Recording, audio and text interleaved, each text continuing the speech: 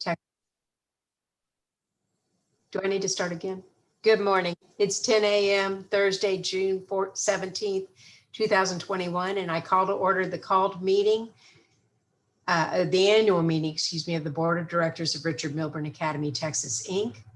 This annual meeting is being conducted by Zoom video conference as authorized by Article 5, Section 6 of the amended bylaws of Richard Milburn Academy, Texas, Inc., and by the Texas Meetings Act as extended by Governor Abbott in his most recent executive order. The first item on the agenda is the roll call of board members present. Would you proceed, Dr. White, please? Yes, Francis White, present. Rose Thompson, present. Mike Peebles, present. Ernest Chambers, present. And I am Betsy Hall Bender, and I am also present. So we do have a quorum. The next item on the agenda is the public notification and comments procedure to be presented by Jim Pollock. Good morning. This public notification for comment is regarding our federal funding. So there is a provision in the applications that requires a school district and charter school district to make the public aware of the federal funds that we will be applying for throughout the school year, and to also give them an opportunity to provide input on the use of those funds. So there's 3 ways that we're going to do that. One is to include it as an agenda item. And then we're going to ask for public comment through surveys. And then we're also going to post the a summary of the federal funds to the website and allow public comment to be made that way. So on the agenda, the next page does include the actual procedures. This was provided by Charter School Success, and we adopted it for Richard Milburn Academy, and we've also included it in our federal programs procedures grant or federal grant procedures manual. So it is put into that manual as well. And the last page of this action item, or this public comment item, is the summary of the federal funds that we'll be applying for. And so it does give you the program fund and the fund code. It gives you the program intent, and then an overall, just a preliminary use of funds that we're planning for the school year, as well as the allocation amount. And so this summary will also be placed on the website and also sent out as surveys for public comment, which will be our school staff, as well as parents, teachers, students, et cetera. So we'll make it available. And that is a requirement. One of the assurances that we now provide when we apply for the federal grant applications. So when will the notifications be sent? Will what be sent? I'm sorry? When will the notifications to comment be sent? Immediately after this meeting. I'm going Okay. to ask Rhett to update our website with this summary, and then add a survey link so that if they do question an item or want to provide input to one of the federal grant applications, they can provide that information through the survey. And we already do have one for a large one that's occurring this year, ESSER 3, which is the 3.75 million. We've already been surveying staff as well as parents and teachers. That one is on the website. We needed to receive public comment so that we can apply for those funds before the end of July. And what has the response level been from staff? It's been limited, but it is growing.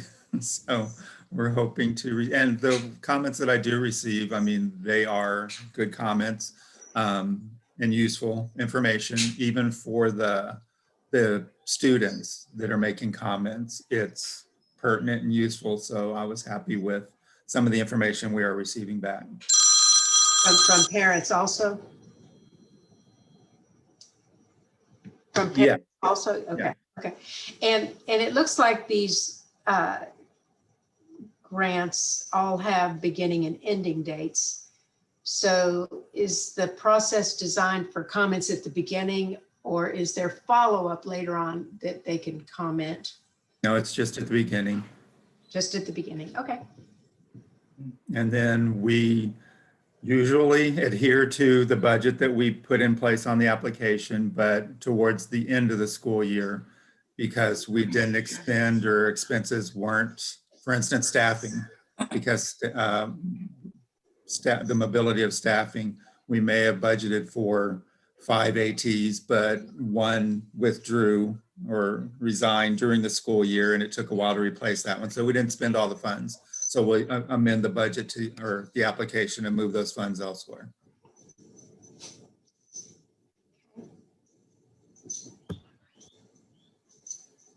Okay. Else And have that's any all I questions? have. Go ahead, Jim. I interrupted you. Excuse me. No, that's all I have. So I was asking if there were any questions. If not, we will get the survey out and we will post the summary of our federal funds for this school year, this upcoming school year. Thank you. Thank you. And on the agenda posted on the website, there's a notification of the procedure for individuals who have questions concerning the matters on the agenda today to post public comments through by sending an email to Rebecca Rojas. And have you received any comments, Ms. Rojas? No, ma'am, we have not. All right, thank you. Then the next item on the agenda is the review and approval of the minutes of the regular board meeting held on May 20th, 2021.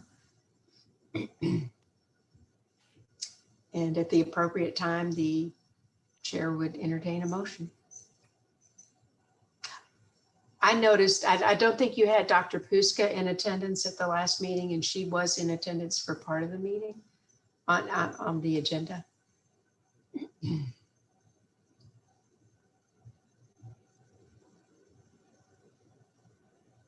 So that Okay. Yes, oh, ma'am. that needs to be Oh. added. Okay. Yes, ma'am.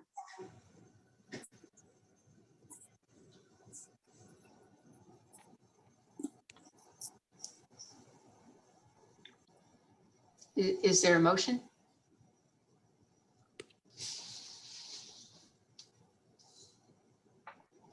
Ernest Chambers, I move that the minutes be approved as corrected.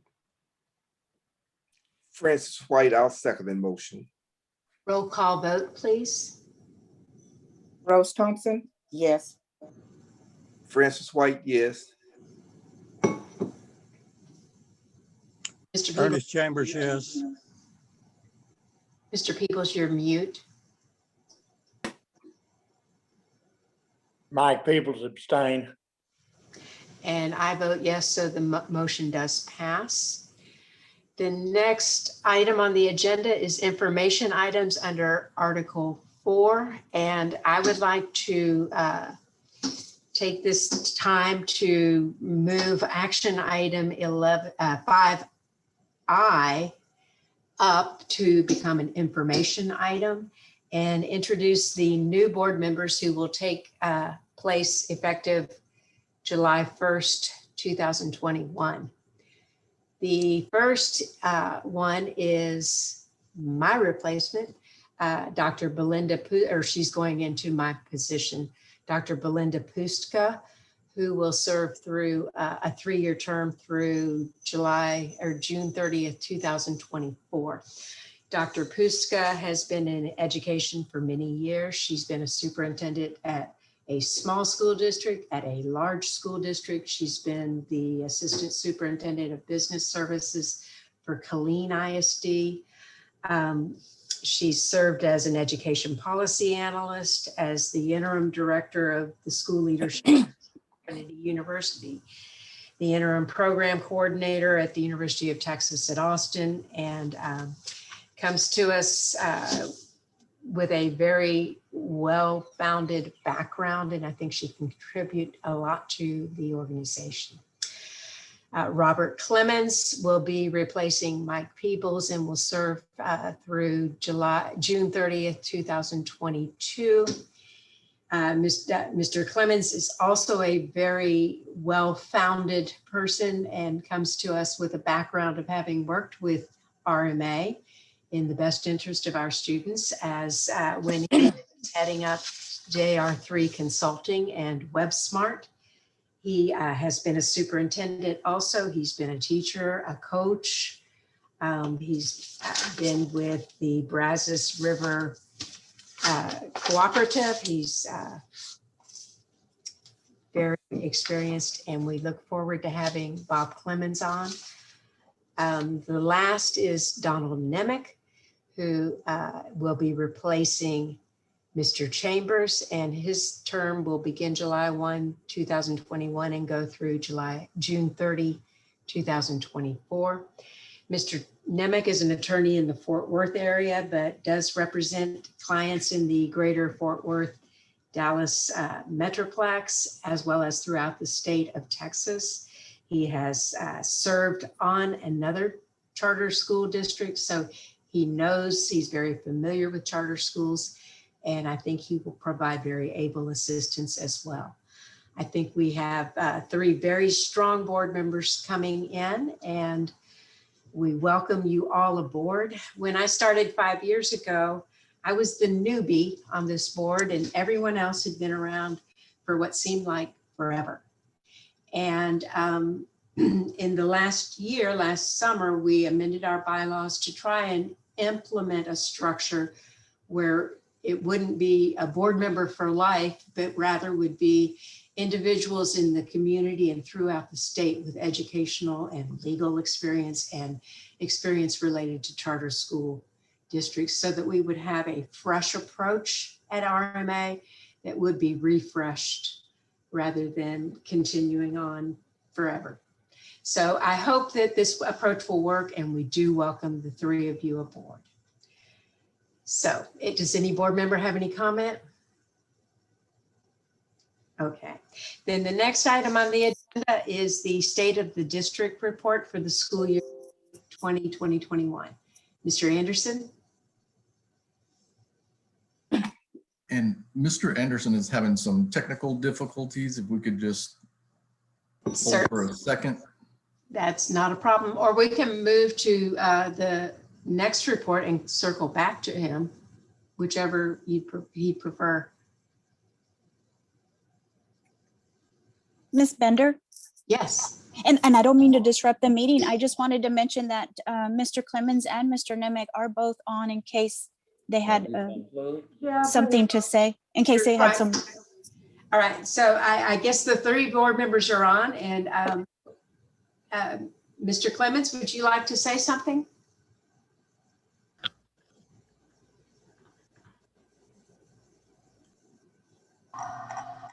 I'm not at this time. I'm working with the mute button right now. I'm trying to master the technology. I look forward to these things. I've attended thousands of board meetings. This is my first opportunity to sit on the side of the desk with the board, and I look forward to it. I think it's going to be a good experience for me, and a real concern and care about RMA. I think it's probably one of the most important charters in the state. I've worked for our charters, and I think the handful that we can block out recovery much needed, and I look forward to working with you. Thank you. Dr. Puska, would you like to say something?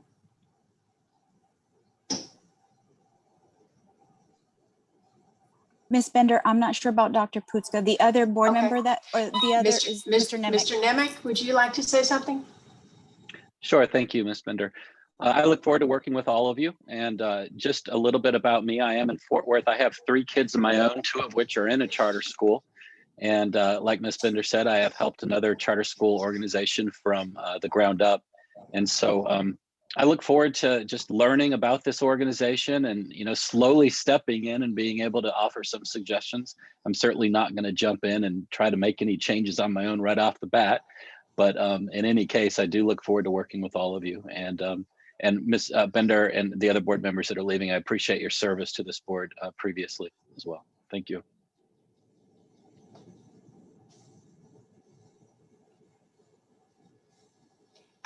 And is Dr. Pustka on? Okay, if not, then are we ready with Mr. Anderson, or do we need to move to the fiscal year discussion?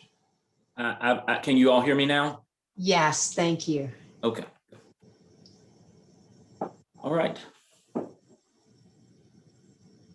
So if you would, Mr. Anderson, give us the superintendent's report. All right, Becky, would you get us to the, good morning to everyone.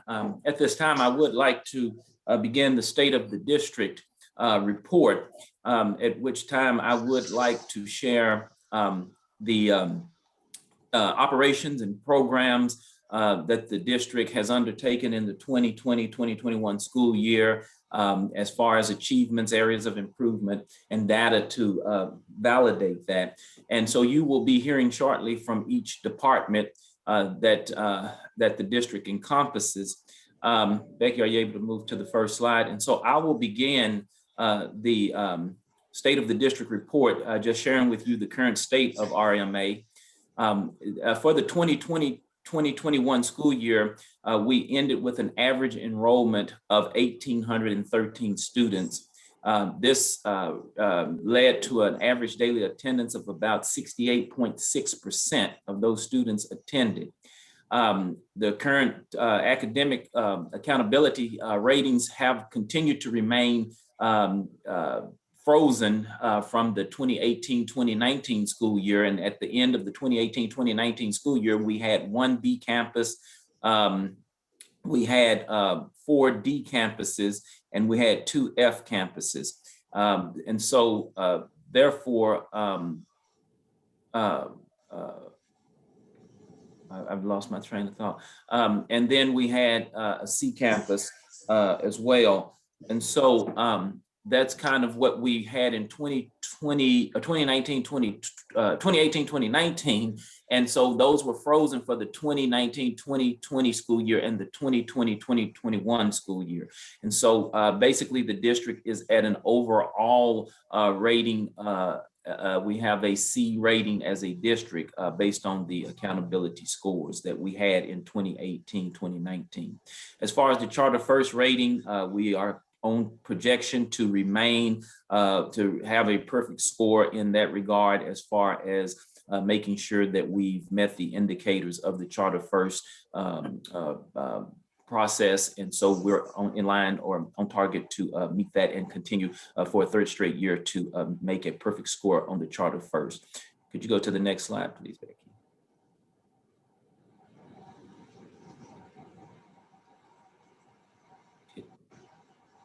As far as commitments met for this for the 2020-2021 school year, the strategic plan initiative started. We kicked off the strategic plan, given COVID, the impact of COVID limiting face-to-face and the ability to gather and things of that nature. And practically, we were able to roll out the strategic plan and still make progress, which I'm very proud of. That we were able to meet get the initiatives rolling. There were a few that were not. However, given the fact that we didn't just drop it and not do any of it, we continued to move forward, which you all heard the strategic plan progress in the last meeting back on May 20th. And so we're very proud of that, and my hat's off to the work that everyone in the organization contributed to making sure those initiatives were started and some completed. Required ADA exceeded for the hold harmless funding. We exceeded, I know Ms. Thompson had said something, she wanted us to exceed it by 10%, and we were able to do that. We had more than enough students to get our ADA hold harmless funding according to the criteria that the state put out. Significant CTE progress in partnerships. You know, we have MOUs with over half of our campuses now with community colleges or universities. We have the Xerox program at the Pasadena campus. Mr. Showers has been instrumental in helping organize career and college affairs at many of our campuses. He's been pushing certifications, and he's working on getting more certification programs for RMA. OSHA has been a big push. We were able to get quite a few kids at some of our campuses with OSHA certifications this year. And so I think that CTE is up and moving, and we look forward to the progress that shall be made in the 21-22 school year. And basically building this CTE program from ground up, and which is going to help us tremendously in domain 3, which will ultimately lead to higher accountability ratings in the near future. So we're excited about that. Quality campus leadership. We were able, you know, we brought in 5 new principals into the district, and I think that it has been a tremendous success as far as changing the culture of the campuses that those principals came into, and building the climate at those particular campuses. We were at Texas Tech this past week, starting on Monday, and they're still in Lubbock for the instructional leadership training that we have partnered with Texas Tech for our principals. And the feedback was that they were very impressed. The Texas Tech folk were very impressed with the caliber of leadership that we had brought in, and noted a comparable difference from those that exited on last year. So we're excited about that. Minimal COVID learning loss compared to the state. Dr. Givens got even more good news last night. Once we got the final results, the preliminary results didn't reflect, they reflected gains and growth, but we got even more once the final results came out in English and biology, and she'll talk more about that in her presentation. We were able to expand technology to provide access to our students during the COVID times. You know, I was on a Zoom meeting with Pat Hardy, the State Board of Education representative for our Fort Worth area. And we were sharing with her how we were able to stand up some 700 plus laptops and get students hot-spots. And some of the other superintendents and leaders on that call were in awe.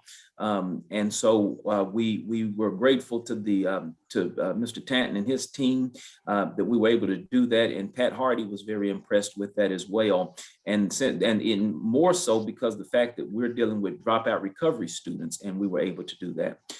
We were able to increase academic performance in biology, English 1 and English 2. We were able to increase name recognition. You know, we've built a real good rapport with the Texas Charter School Association. You know, they have invited me to be a board member, as well as, you know, we went down, they've asked us to come down to Austin, or come up to Austin several times to testify before the Public Education Committee. You know, we went to meet with legislators in support of certain bills that they've requested us to go to Austin to do. And we've participated in that and had feedback, a tremendous feedback, you know, for the things that we've done with the legislative process. We've also built a great rapport with sponsorships. You know, we've got Frost Bank and Epic, who is our insurance broker, to fund $8,000, nearly $7,000 for a basketball court in Corpus Christi. And so I talked with Ms. Hannah, and they're very excited about that project, and Calls has that underway. And so we're going to do a ribbon cutting at some point there in Corpus once we get that. And we're going to have the Frost name and the Epic name on that court somewhere, whether it be on the goals or actually on the court itself. We've built our name recognition with other charter leaders. And I just think that RMA is moving in the right direction. And I think with bigger picture marketing plans for next year, and hopefully the foundation for next year getting underway then I think it'll do even more, because we want to try and start scholarships and getting some big name donors to sponsor or corporations, excuse me, to sponsor our schools. I'm working with Xerox right now to try and get them to put a marquee sign up at the Pasadena campus. Since we have their Xerox program there, we want them to sponsor a marquee sign, and that will say Xerox, proud sponsor of RMA. And so I'm trying to align corporations and big names with all of our campuses in some shape, form, or fashion to build that recognition. We were able to establish the Student Assistant Program, which you all have heard Ms. Hilton talk about, which has been a great success. Just in itself, having that availability to our students. Many schools have not done that. You know, that's a big talk, the social emotional aspect of bringing it into the schools, and we're in the forefront on that. And so I'm excited about that we were able to do that early on, and much gratitude to, again, that goes to our partnerships with some other people in the state that have given, were giving us the information or the contacts. So we're grateful for that. Also, as you know, we started with the Title IX and all of the different Title VIIs and all of those different things. And one of the requests that the board made was that everyone go through a certification process. And we were able to get 100% in compliance with that. All of the coordinators for our Title IX and Title VIIs and all of those things, they have been trained and certified. And so we're excited about that. So anyone that has a part in those processes, those grievance processes, they have been through the proper training to know how to conduct and handle that. And that those certificates have been uploaded into Talent Ed and some, I guess, Eduphoria as well. And so we have met that, and we're excited about that. Next, please, Becky. Now, as far as the current environment of education, it's easy to sit back and say, go get 3,000 kids and ADA should be this, and we should have all A rating schools. It's a challenge. I want the board to understand that it's a challenge, and it's becoming even more of a challenge as the environment changes. Some of the current threats to RMA, I'm going to focus on. One is the advocacy group, Raise Your Hand Texas. They're fighting hard, and they have a war chest. They're the advocacy group for the independent school districts. And they, when I went down to the State House, I got to see firsthand the legislation that they're pushing. One of the bills that was at the House was permits prohibiting cities from discriminating against charter schools. And they fought that bill. They fought that bill. And one legislator told one of the charter superintendents, said, I can't support that bill, said because if I do that, that'll help charters expand, and eventually there'll be more charters than there are ISDs. But Raise Your Hand Texas, they have an office there in Austin, and they are pushing legislation like you would not believe to help reduce and eliminate charter schools. And then the other thing is legislation. The number of legislators for support of charter schools in general has dwindled tremendously. And one of the big things that the Charter School Association is concerned about is that, it used to be that the Republicans really supported charter schools and the Democrats were more for the ISDs, and that is shifting. The number of representatives and senators that are willing to support charters is getting tougher and tougher, and more so because of the pressure that organizations like Raise Your Hand Texas is pushing, and then just taxpayers, people that are fans of ISDs. And so one of the big things is that the association is pushing that we need to get more parent involvement and more people to get out and get in the legislation, in their legislators' ears, sharing and how charters have helped. I sent over to the association last week when I went to the Fort Worth graduation. the salutatorian gave a speech, and she mentioned in that speech how she had fallen between the cracks at the traditional public schools, and what they couldn't do for her, RMA was able to do for her. And she never thought she could be the valedictorian of her class. And so I asked her for a copy of her speech and asked her if I could share that with the association. And so I did, and they're working to run that letter in the newspapers, in some newspapers throughout the state. So we're working, and we're trying to get a recording, because she's stage fright. So we're trying to get a recording so that that can also be shared through the social media outlets through the Texas Association, Texas Charter School Association. Expanded accountability is another threat that we face. You know, they're constantly trying to change the charter school performance framework. Right now it's the 3-strike rule. If you miss accountability, academic accountability or financial accountability 3 years in a row, and it can be a mixture of the two. You can miss 1 year academic accountability and 2 years financial, and the commissioner could close you down. And so they're constantly working to expand ways to trap charter schools, and so we have to continuously fight that. I shared with Starley Coleman at the association that the next fight that I want to participate in is trying to get DRS accountability changed from AEA accountability. And I think the commissioner is open to that because he's realizing the challenges of dropout recovery schools compared to AEA accountability schools. And so that's one of the fights that we're gearing up for and trying to come up with some proposals. But, and then there was legislation in that, again, Raise Your Hand Texas had passed that basically made it easier to close charter schools, and so they've been proposing different types of legislation for that as well. Also in the West Texas region, down in Lubbock, Amarillo, Odessa, and all of those places, Premier and some others, IDEA, they're moving in. RMA was the Lone Ranger in some of those cities for years, and they've started moving into the territory. One of the things when I was in Amarillo earlier this school year, I asked Ms. Gerhardt, Premier opened up, and they opened up with 200 students. And I asked Ms. Gerhardt, I said, well, where were those students at? Why didn't we have them here? And, we only had 160 at that time in Amarillo, in our Amarillo campus, but they opened up with 200. And so I don't know, but we're going to have to get more aggressive in our marketing in those areas. And we're going to have to put some focus in the way that we recruit and retain students down there.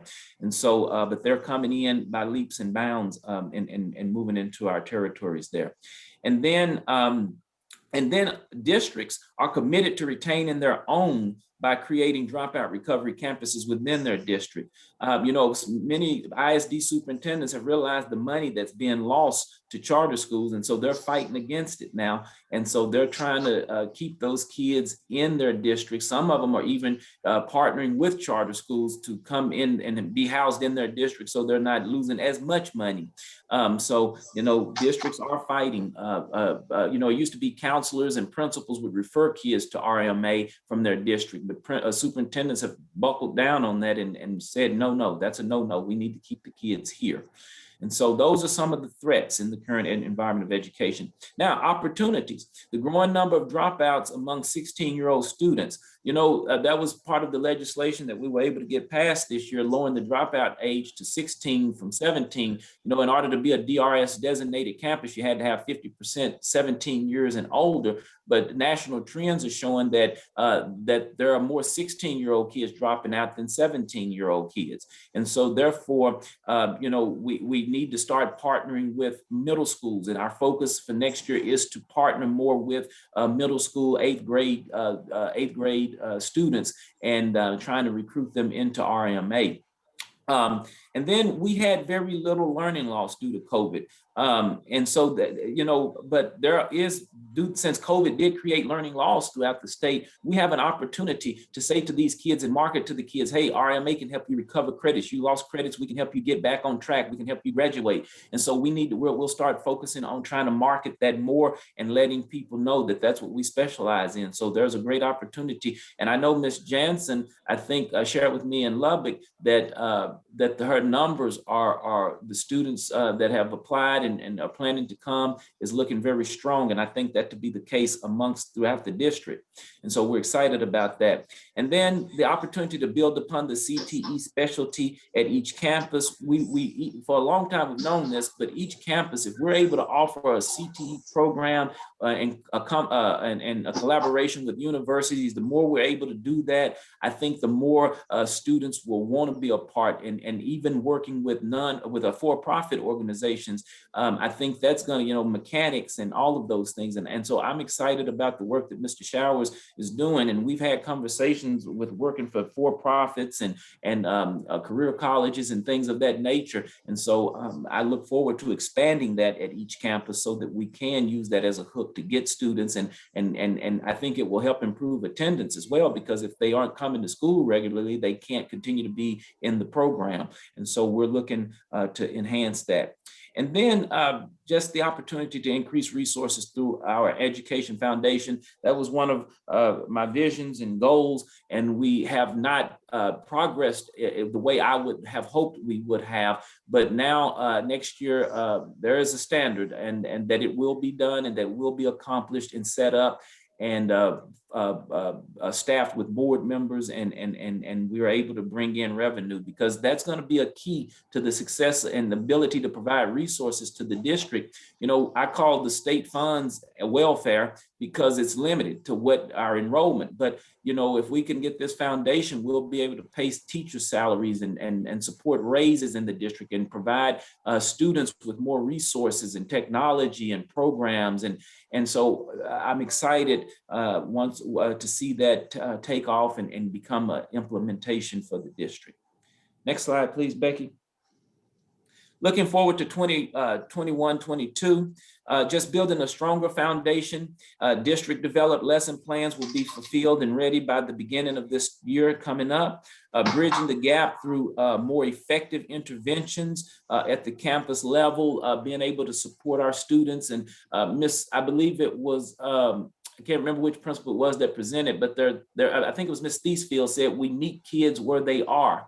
And that's so important that we do more of that. We have to be better at meeting kids where they are, because we know when they come to us, they have learning gaps. They have, they have lost years. They're years behind where they should be. And so working to bridge that gap. And then just creating a growth mindset amongst leadership and teachers, and not being content with the status quo. And I think from what I saw at Lubbock, I think that the group we have, they're eager to do that. And I want it to be contagious throughout the district, big pictures and just a growth mindset of always moving to the next level, looking for the next best initiative, the way to improve, even if you're doing something at a very high level, being able to say, how can I tweak it? How can I make it better? And that has to happen throughout the district, from the central office all the way down to the campuses. Part of that bridging the gap through more effective instruction, I want to just mention, we're going to, with the ESSER funds that Jim would let you know about, I think over $1 million, we're going to contract with a tutoring agency, and they'll be paid based on performance of students, student progress and student performance and improvement. And so we're excited about that as well. And then just intentional targeted instructional professional development, that's going to be key as Dr. Givens and the DICs create professional development plans for all principals throughout the district, and being specific in what principals offer at their campuses for professional development, and make sure that it ties to their targeted improvement plans and to the district strategic plan. More students prepared for post-graduation opportunities, again, building the CTE coherent sequence programs, increasing the number of industry-based certificates, increased number of students continuing on to college, as well as increasing the number of students participating in the TSI test. Again, hats off to Mr. Showers. We had a large number participate. The more kids take it, the higher chances we have of students passing it. From the feedback I received, we had quite a few students pass the English part, but not do so well in the math. But just the simple fact that this will start to set the pathway for college, because if these kids can pass the TSI math and the English parts, that says, hey, you're qualified to go to college, and that changes their mindsets. And so we're excited about that. And then just providing students with more exposure to post-graduation opportunities through through partnerships with colleges, community employers, and military. And, you know, trying to create internships with businesses in the community. And so I think that that will definitely help set the stage for that. Next, please, Becky.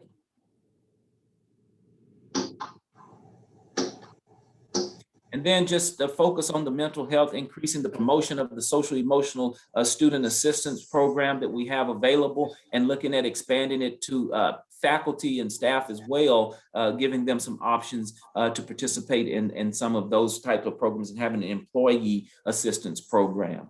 And then collaborating with local universities to ensure that all RMA campuses have counseling services available to students at least once per week, which we're working on, and the legwork has been started. Kelly had started some of that, and the next person to replace Kelly, we want them to pick that up and continue to run with that as well. And then embed social emotional learning into curriculum, expand social emotional services to employees as well. And then the community engagement component, just securing corporate sponsors for each RMA campus, as I talked about earlier, I believe that if people see, oh, RMA, man, they have partnerships with Microsoft, or they have partnerships with Apple, they have some, their name is tied to some big corporations that are well known. I think that will build brand.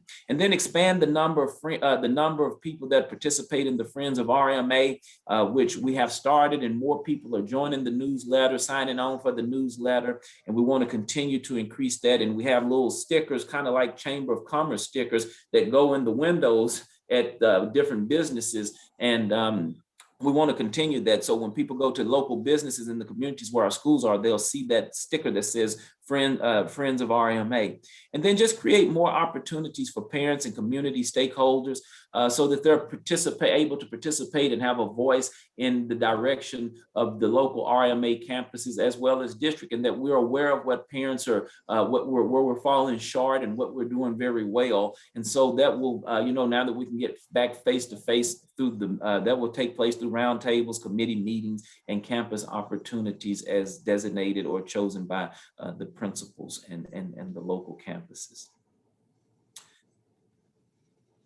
And that concludes my report as far as the overall state of the district. And before we go into each department, are there any questions from the board for me? Is there currently an employee EAP, employee assistance program? None? No, that's one that we're going to try and establish this coming year. We just have a student. Is that going to be through the insurance broker or what? Well, we haven't explored all options yet. I know of one company, but we'll be looking at it. If Epic operates one, we will see what the cost of that is. So we'll just kind of compare and see what the benefits each one offers before we make a decision. Good. Well, that was a very good report, and it looks like you're poised to really make some very significant strides next year. Thank you. Does any other board member have any comments or questions? If not, then we will move on to the next information item, which is. Well, Ms. Bender, we've got the departments. Which is the fiscal year report, the finance department by Tammy Padilla. Is that okay? I'm sorry. Good morning, everyone. If you'd like to join me on page 24, we are going to take a look back at the fiscal year of 2020.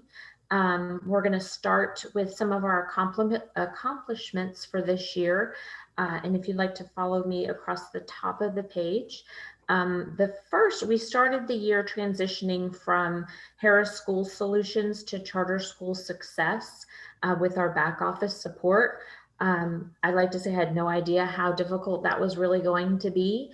The transition was, it was smooth as much as it could be. It's just difficult to start over with a whole new staff and people that you work with with processes and procedures and just getting to know each other and how we do business. And so it is quite an undertaking, and we had to do that in the middle of our financial audit, which made it just a little bit more difficult, but I'm very glad that we made that transition, and I look forward to more years with Charter School Success, and I am really pleased with the relationship that we have formed with them.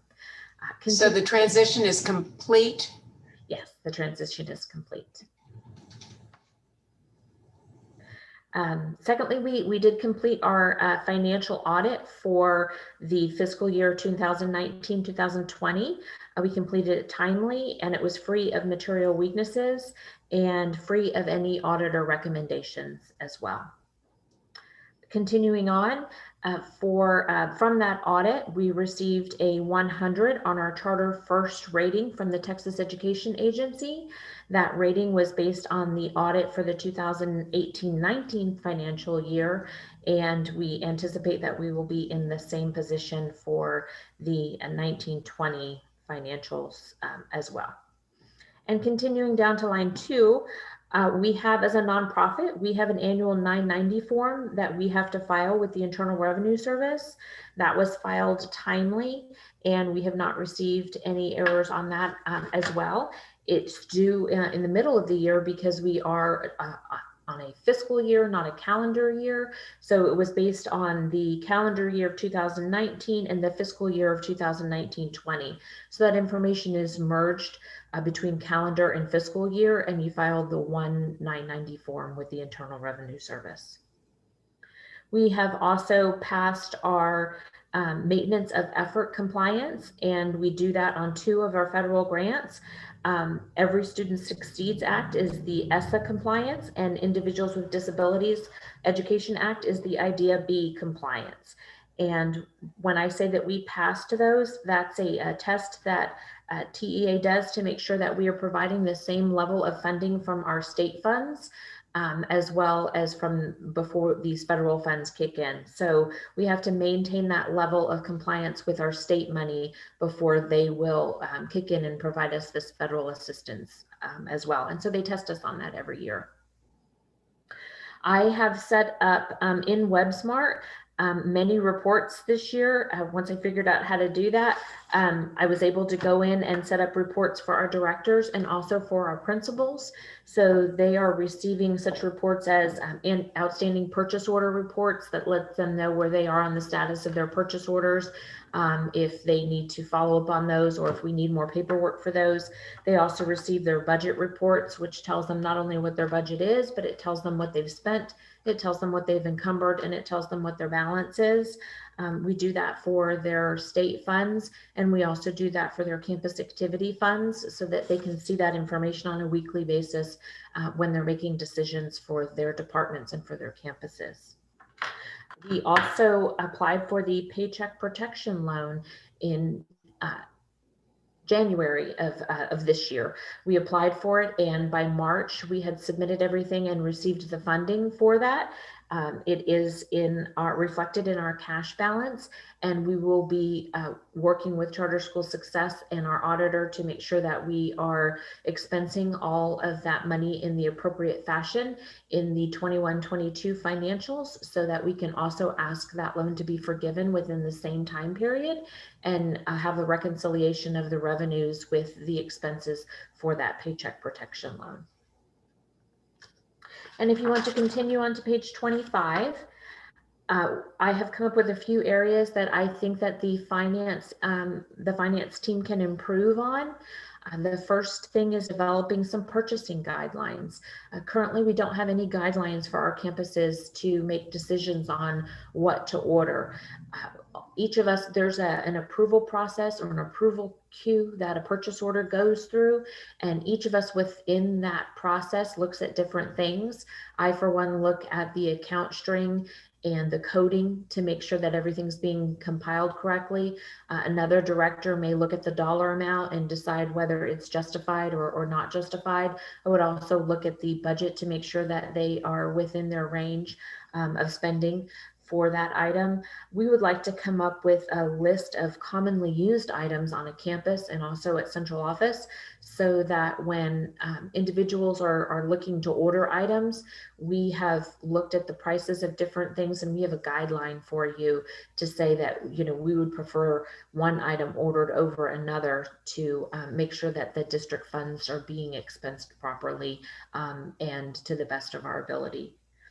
We would also like to update the approved vendor list that exists currently in WebSmart.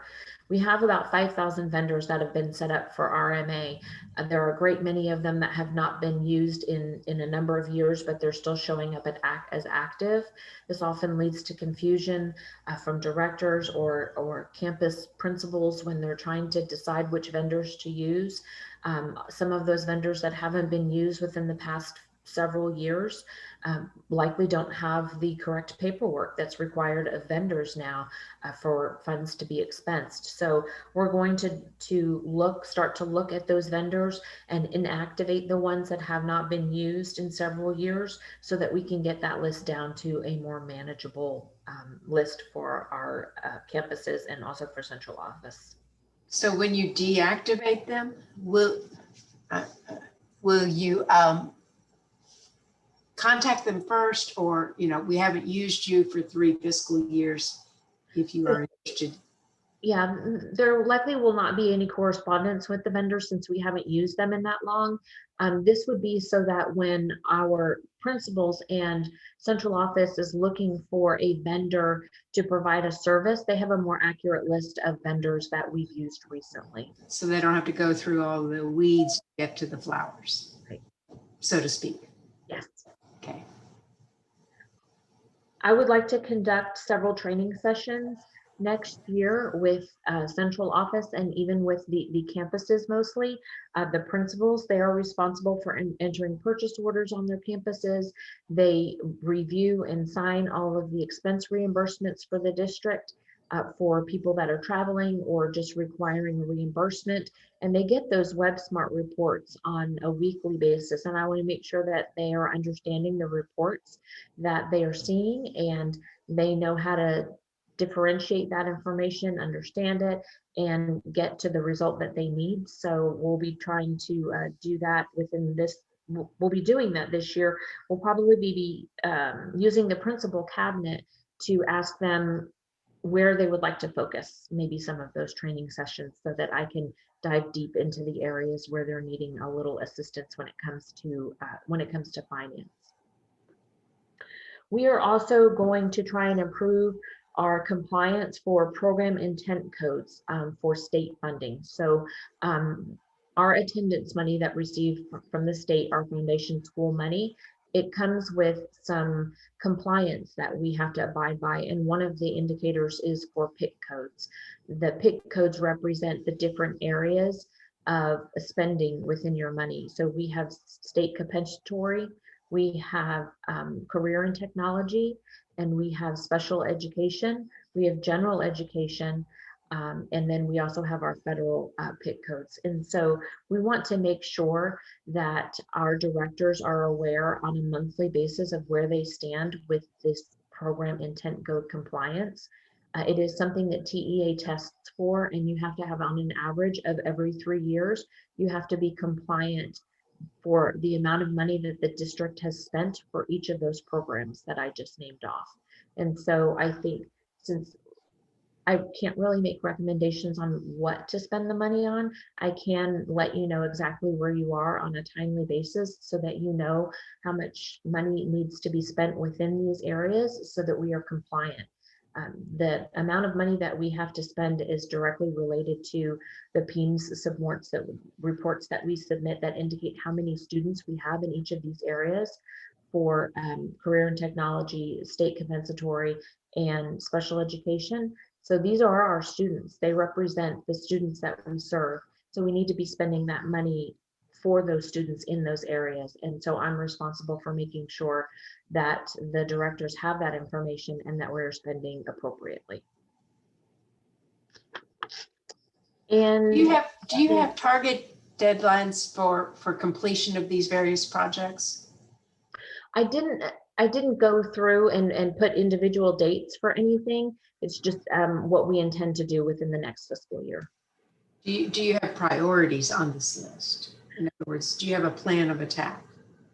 Yes, I do have different team members working on different areas of this, so we'll be able to work on them together. So the program intent code I intend to distribute monthly, so that will be something that starts with the August financials as we get into the school year.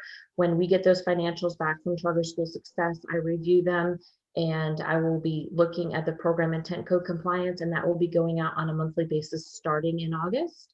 With the beginning of the school year. So that one will start right away. The training sessions, we start training with convocation. So that will start in August as well as we all come together as a district. We will conduct multiple trainings. So that will start at that time. The vendor list will be something that we tackle as we move through the year.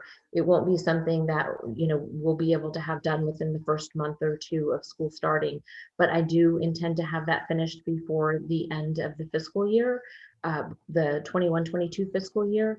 And then the purchasing guidelines, I'd like to say that we'll have that done within the first half of the year so that we can start to concentrate on where our money would be better served. Thank you. Okay, page 26 is just a snapshot. So this is our income statement for Fund 240 and 420, which is what the board typically sees and what the board is responsible for approving. So this is a snapshot of where we were this time last year, which basically was right after the pandemic hit. So if you look at our revenues, you can see that we are substantially less in our FSP revenue in this year versus last year. As you might remember, last year, TEA maintained our level of ADA through the end of the fiscal year. They were trying to tackle all of the questions concerning funding in the pandemic as everybody else was. And so they maintained that. But as we got into the 2021 year, we realized that that level of funding was not going to be maintained. They adjusted our funding based on our actual ADA, and then they gave us several areas to achieve with hold harmless. And so we have done that, and we fully expect that this revenue is going to jump up when we have a little bit. We've achieved hold harmless, so we know that we're going to get that for the year. We're just trying to figure out whether TEA is going to combine that hold harmless with some of the new ESSER funds that are coming through. So that information is still filtering through TEA, and we're trying to decide how much we're going to be getting when we finish out this year. We did receive some PPE funding from Region 20 for the personal protection equipment, and so we reported that this year. And even our school breakfast has decreased this year. We have less students. We had 1,500 students before the pandemic last year, and this year, for most of the year, we've operated about 1,200, mid-1,200 students. And so we're servicing less students, we're receiving less money for students, and the breakfast program reflects that as well. If we come down to expenditures, you can see that we are under expensed from last year as well, in some areas more than others. We've changed some of our staffing patterns this year, so that is reflected in our function 11. We've reduced our staffing based on the ADA that we have, which is we've aligned them. We have also reduced some of the positions and redone our org chart, which has changed some of the positions in function 13 from our instructional coaches that we had the prior year. In function 21, you can see a large decrease in that as well, again, due to our organizational chart where we had an executive director in this area. In function 23, this is our school leadership. And as most of you know, we have a lot of new principals, as Mr. Anderson talked about this year, and how good that's going with our consultants. And so we have new principals. That meant different pay rates for the principals this year that came on to us. So we can see some changes in that area as well. Maintenance is decreased at this point of the year as well. We are doing some maintenance currently on our campuses, that Carl will talk to you about, and we are using our surplus money to make some improvements at our campuses that we try and do every year. We like to wait until the end of the year to do those to see if we're going to have some surplus spending that we can use that money for. So that's what we do going forward. Let's see, for function 52 security, that is a little bit more than last year, because last year's security didn't start until January. It was something that we worked through in the 1920 school year. This year we have had security for most of the year, all of the year that we've been for face-to-face instruction. So that started, security picked up when we really came back to campus for face-to-face instruction. And we have increased our spending in function 53 for data processing, because last year our Bazaar consulting was coded to IMA funds, which is not Fund 420 or 240. And so we've moved that over to Fund 420 this year, which again just resulted in an increase in this area. And function 61 is our community services. And last year we did have one student and community liaison that was coded to this area due to our school-wide coding. And so that's why you'll see a change there. And then also an increase in debt services, which is the area that for our Corpus building that was finished this year. We incurred a little bit of interest this year, finishing up that building, and also incorporating that in debt into this area. And so you'll see a little bit of additional spending there. But overall, we are still in a surplus, which we're proud to say. When TEA kind of switched things up on us this year and we weren't sure how they were going to address funding, I want to say we're very proud of the leadership at RMA that decided to cut what they could out of their budgets, and everybody cut back, and everybody watched diligently what they were spending to make sure that we were in line. And then we get to the end of the year and we find out that we are still in a very good position. So I'd like to thank everybody that had a hand in that and contributed to that to get us where we are in our financials, and at the end of the year to be able to show that we'll still be in a surplus, while at the same time incorporating some additional spending at the end of the year to get the things done that we needed that we may have cut earlier in the year. So thank you everybody for that. That's all I have. Does anybody have any questions for me? Thank you, Tammy. Thank you, Tim. Thank you. The next item is technology and expansion by Carl Tanton. Good morning, board. Let's see, Becky, we'll start on page 29, I think. And as Mr. Anderson spoke to earlier, COVID-19 actually directed a lot of our attention this year. And with that, RMA was able to stand up a technology lending program, which we use to distribute computers for our students. Real fortunately, RMA, because we already had a distance program which utilized Edgenuity and Canvas, this program was pretty successful for us. Our students were already used to the notebooks, they were already used to the programs, so the transition from in-person learning to remote learning, I think was a lot smoother for RMA than it was for other school districts. And I was actually surprised at the end of the day, we distributed over 1,300 notebooks and 233 hotspots to our students this year. So that was pretty significant. Thanks to all of our principals and our technical staff who were able to pull this together and keep that program running throughout the school year. Some of the things that we worked to improve on, and also as part of the COVID-19 support, was we worked to improve our IT support. So this year we instituted weekly vendor meetings with our IT vendors as well as our technical staff.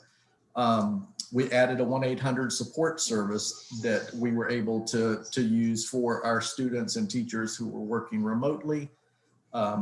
We also added additional campus visits as the students started coming back to campus, and as we needed help like repairing and replacing notebooks that went down throughout the year. So at the end of the year, we resolved over 3,322 tickets. So I think that was pretty significant, and it speaks volumes to the work that Liz and the rest of our IT staff put in over this year. As part of our normal IT services, we replaced over 25% of our staff and student notebooks, and we also added capacity through the Operation Connectivity Grant that the state offered us at the end of last summer. So that allowed us to add some additional capacity, and we were, like I said, able to go through 1,300 notebooks over this past year. As part of our E-rate program this year, we will be replacing our electric lab servers this summer. We also are in the process of upgrading our district's network infrastructure over the summer. This is allowed every 5 years through E-rate, and this summer happens to be the year that we would be replacing our network infrastructure. So that will be additional access points, switches, the servers, and that sort of things on our campus. We also went out to bid. We had some old internet contracts that came up this year, and we were able to put those out to bid, and going forward into this next year, we'll be saving $121,000 plus on internet services due to these reduced charges. So all in all, technology was very successful this year. Real estate, let me go ahead. Some of the projects that we worked on throughout the year, construction projects down in Corpus Christi, we were able to finish that project off and actually opened on time for the kids to start coming back to a campus. That was around Labor Day of last year. We've also purchases. We added 2 additional properties in Killeen that we were able to obtain from TEA for a cost of $5,000. So that was very successful purchase for us, and we're in the process of cleaning those buildings up and actually making some use of them. So we'll be working on that over the summer. Lease renewals, we renewed our lease in Midland for that campus for another year until we can find out what we're going to be doing and what our attendance and enrollment is going to be looking like after COVID or post-COVID. We're in the process of working on a central office lease renewal, which we'll talk about later on in this board meeting. We're also in the process of working with Frost Bank on a loan consolidation. We're working on a bank qualified tax exempt loan, and we're currently doing our due diligence with the tax attorneys and Frost Bank, as well as loan documents are being prepared. They should be in our hands by the end of next week, and we'll begin to circulate those around to all the parties involved. And then also this recently, we're working in Lubbock on a zoning issue. We had a nightclub that was trying to open right next to our building in Lubbock. Last week, we took that to the Planning Commission, and we're successfully petitioned them to deny the zoning change for the nightclub. And this next week, we'll be in Lubbock as that goes to the city council. So we'll just be walking that through to make sure we don't end up with a nightclub next to our school in Lubbock. Next page. Facilities. Once again, COVID-19 was a huge driving force for facilities this past year. We had to enhance our janitorial services at all of our facilities. We added a day porter, which I think was was successful in helping us maintain safe, clean facilities for our staff and students. Once again, we had well, actually, I don't know of any on-campus transmissions of COVID. So I think all in all, our facilities provided a safe space for our staff and students through this whole entire pandemic. Facilities management, we transitioned into a new facilities management company this past year, Jingo Facilities Management. And that actually has turned out very well for us. We're able to better maintain our campuses and keep up with the repairs and maintenance that come through on a daily basis. And as Tammy spoke to, we have some capital improvement projects that we're working on right now. We're doing some rekeying of our Amarillo campus. As Mr. Anderson mentioned, we are adding a basketball court to our campus in Corpus Christi. That should be kicking off tomorrow or Monday. We are doing some parking lot striping in Lubbock, Odessa, Pasadena, roof repairs in Amarillo and Lubbock, and we're adding some electrical enhancements to our campus in Pasadena. And as you guys were helped us with at our last board meeting, we're also adding some furniture replacements in Fort Worth, Houston, and Killeen. So I think that will go a long way to help our campuses do a better job of maintaining safe distances for our students with the new furniture that we're going to be put in there. So that'll help with our COVID-19 planning as well. So we'll go down to the next section. Safety and security. Some of the additional COVID-19 support that we were able to provide this past year is we created and maintained the back to school plan. Thank you, Amy, for all the help you gave us with that this year. Keeping up with that was no easy chore. Providing campus PPE for all of our campuses. That was an ongoing thing that we worked through all year.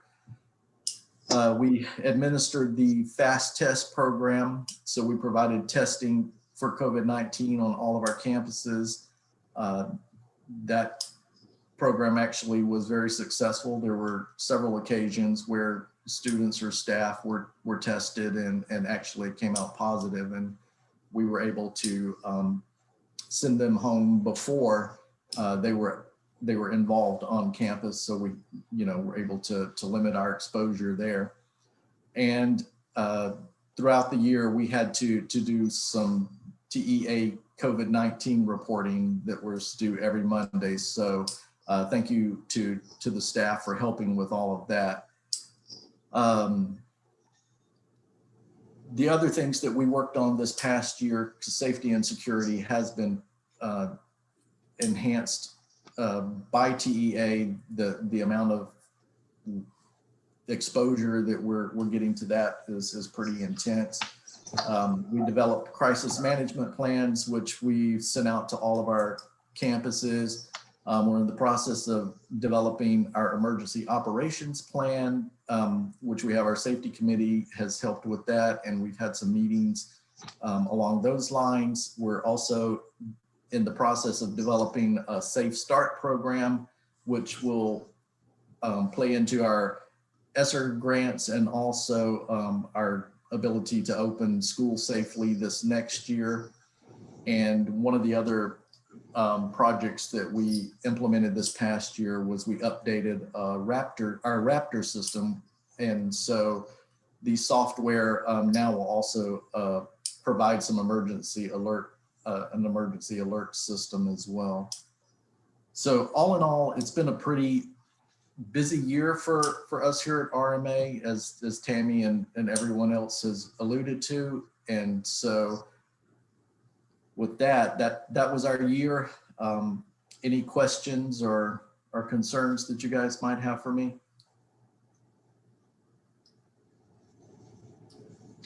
Thank you, Carl, for a very informative report. Thank you, ma'am. The next item is the accountability and instructional update, which will be given by Dr. Givens. Hello, can you hear me? Yes, but there's All right, thank you.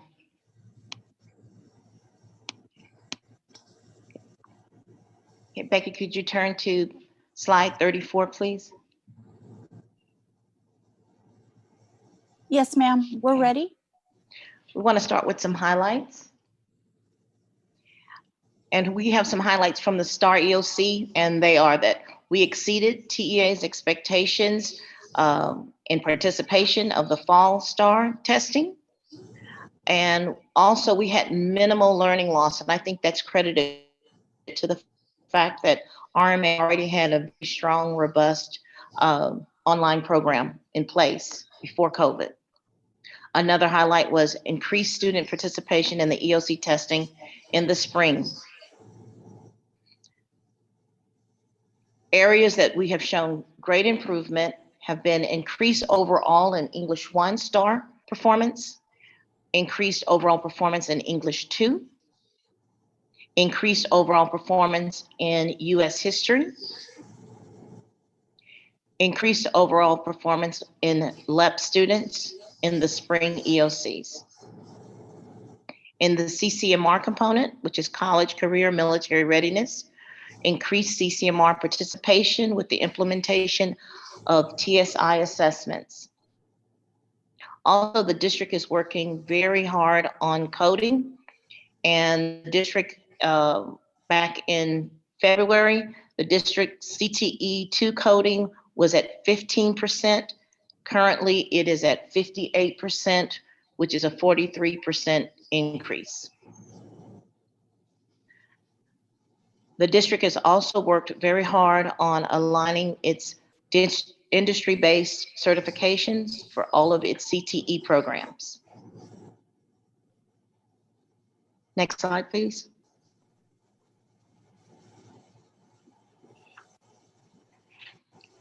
In curriculum,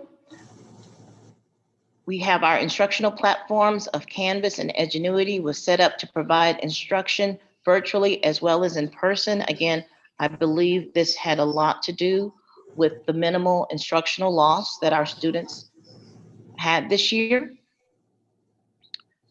Again, we implemented the TSI, the Texas Success Initiative, criteria in English, language arts, and mathematics, district-wide. The department has created model lessons for English 1, English 2, and Algebra 1. And all campuses were designated as proficient according to the TEA scoring rubric for the targeted improvement plans.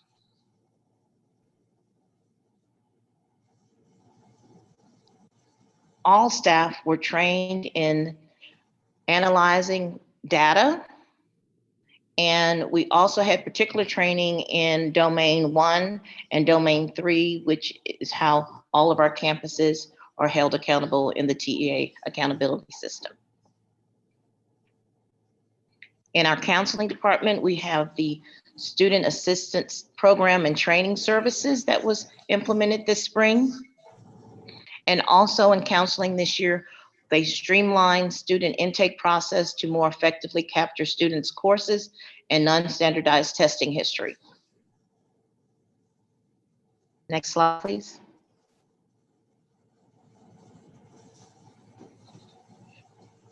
A big, huge initiative this year has been the attainment of college memorandums of understanding. And I would like Mr. Showers to talk about this, please. Thank you, Dr. Givens. We saw a huge opportunity for us to continue to strengthen our partnerships across the state. The best way to do that was to partner with our local community colleges, which not only offer academic opportunities for our students through dual credit, but also offers certification programs industry-based certification programs and certifications that students can acquire and be able to embrace workforce opportunities once leaving RMA. And so Odessa Community College has always had a strong partnership with RMA Odessa. We are embracing 10 years strong with that particular MOU. Other campuses who have formulated and restructured MOUs also includes RMA Amarillo with Amarillo College, RMA Midland with Midland College, RMA Pasadena with Lee College. And want to point out the opportunity that we had through Principal Garcia at the Pasadena campus, where we was able to actually have a professor from Lee College to come to RMA Pasadena and provide instruction for OSHA certification, which about 15 students completed that particular course at the Pasadena campus under the direction of Lee College and a professor they provided for us. Also, RMA Lubbock with South Plains College. RMA Houston is partnering up with getting a MOU, Memorandum of Understanding with Lone Star College.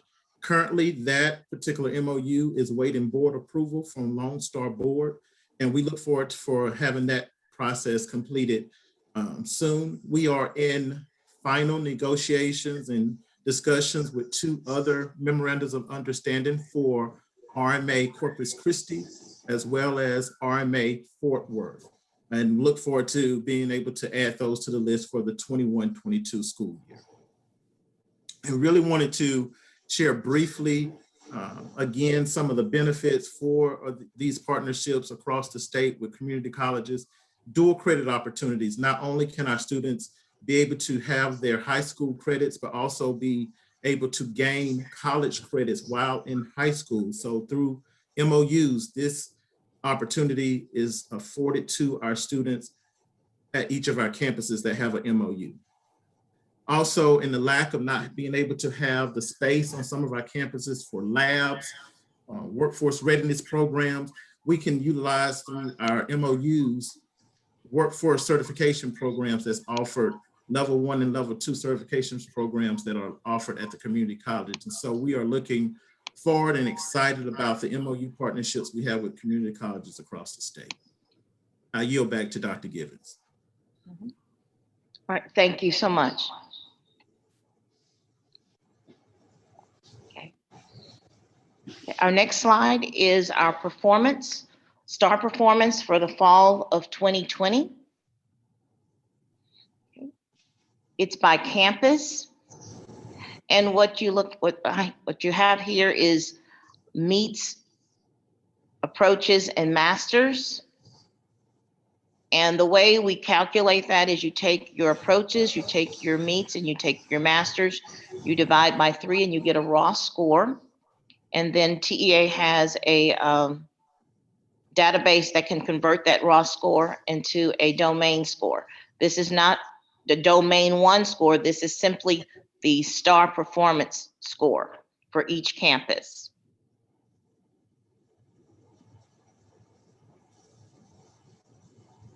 The second one is the preliminary star scores that we had. And as of this week, this information will need to be revised because now we do have our actual spring star scores. And how do they compare?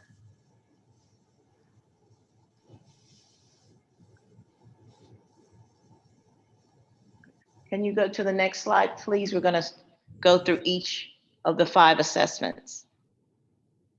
Dr. Givens, I think Ms. Bender or someone asked, how did they compare? I'm sorry, I couldn't hear you. The question was asked, how did they compare? Oh, yes.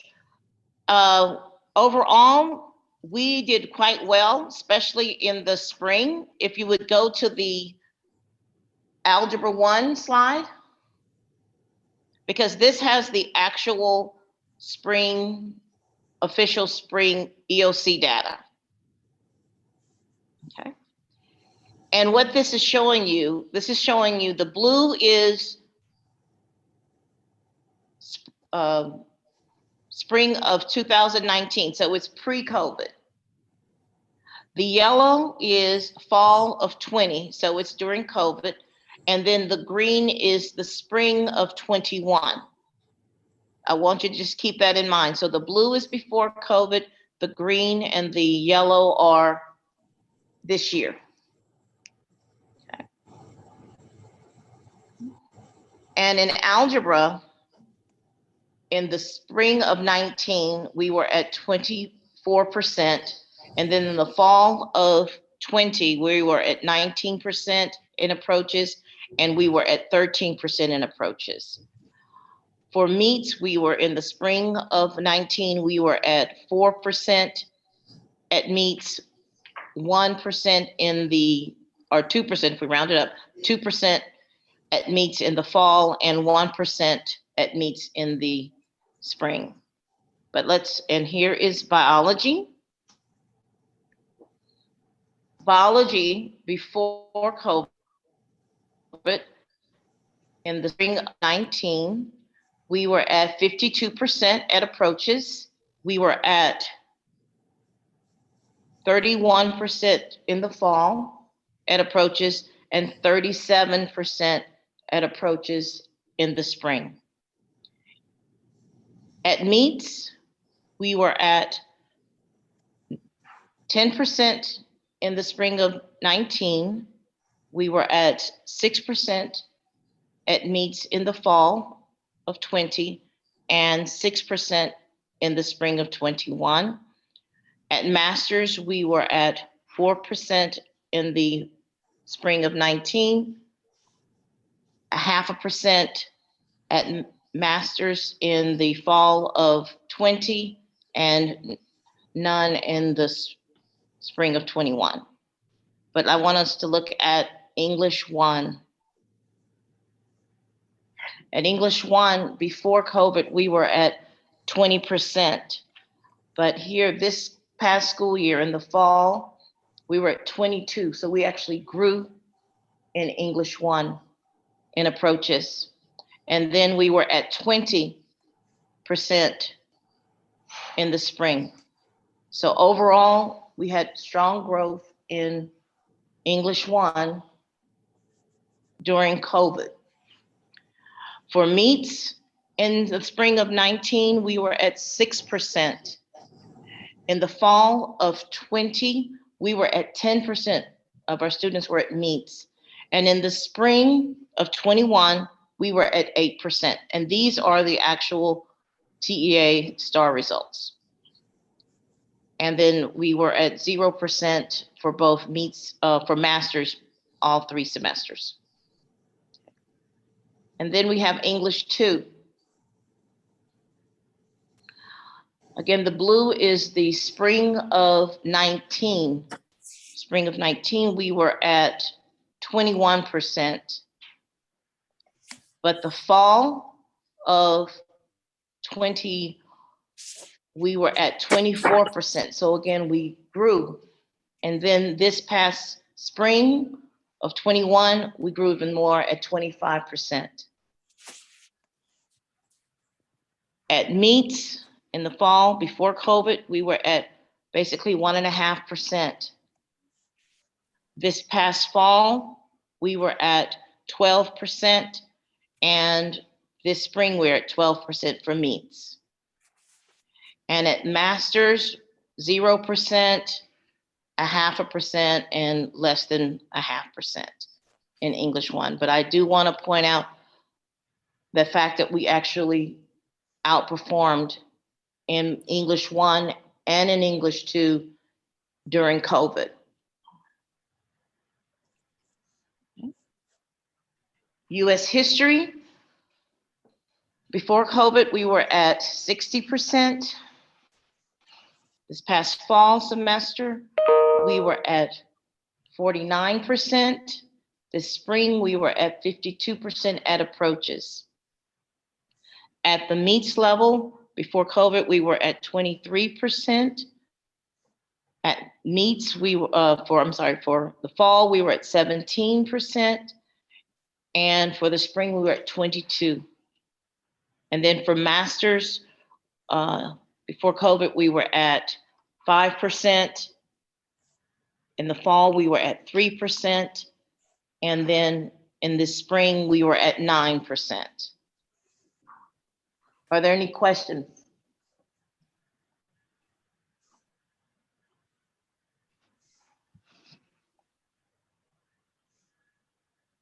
Okay. Can we go to the next slide, to the district accountability rating? Okay. Okay. Due to the impact of COVID-19, all districts and campuses will receive the label of not rated because there's a declared state of disaster for the 21 school year, which means that all campuses will keep their rating from the 2018-2019 school year, and the district will maintain the rating of a C.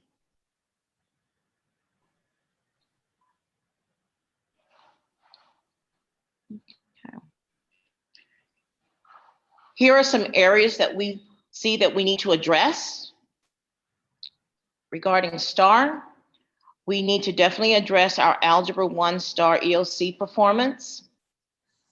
And although we did make gains in English 1 and 2, we still need to concentrate on improving that performance. We also need to work on improving our CCMR performance. And so here are some initiatives that we have planned for the upcoming school year. We are going to have greater instructional focus on the STAR EOC assessments. For the 21-22 school year, each district instructional coordinator will be assigned an EOC assessment. Algebra 1 will be supported by Mrs. Bennings. Biology 1 will be supported by Mrs. Howard. English 1 and 2 will be supported by Mr. Campbell. US history will be supported by Mr. Campbell. We also have a great deal planned for our CCMR. We will continue to increase our TSI assessments. Next year, we will be offering SAT and ACT. We will be offering dual credit through our MOU agreements. We will be also offering advanced placement, in particular, the Spanish AP course. For career readiness, we will offer CTE courses with certifications. We will also offer industry-based level 1 and 2 certifications with our MOU agreements with our colleges. Our CCMR initiatives will be supported by Mr. Showers, our CTE coordinator, and our CCMR initiatives will be supported by Ms. Hilton, our counselor coordinator.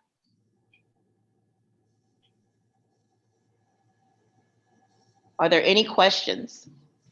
When is Ms. Hilton's departure?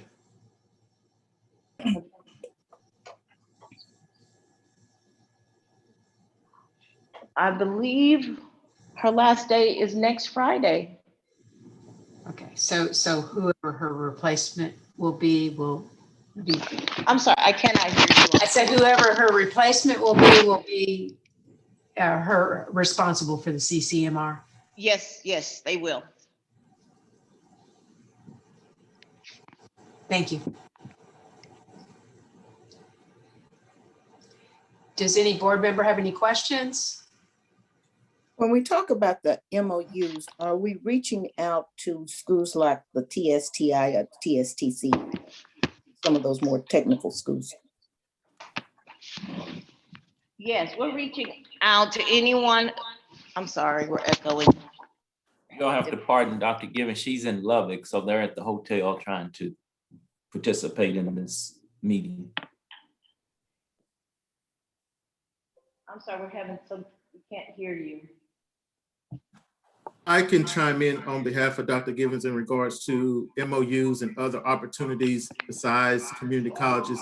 Yes, that is the goal, to reach out to technical colleges, career colleges in the areas of any of our RMA campuses to establish opportunity for students to be able to just go straight into career opportunities through technical colleges. Yes, ma'am.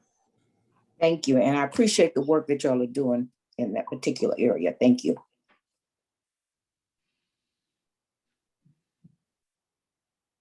Are there any other questions? If not, thank you, Dr. Givens. And the next item is the special populations report by James Kirksey. Good morning, board. So, Morning, James. good morning. And so I wanted to give the update for Special Populations Department. We'll start out with the special ed.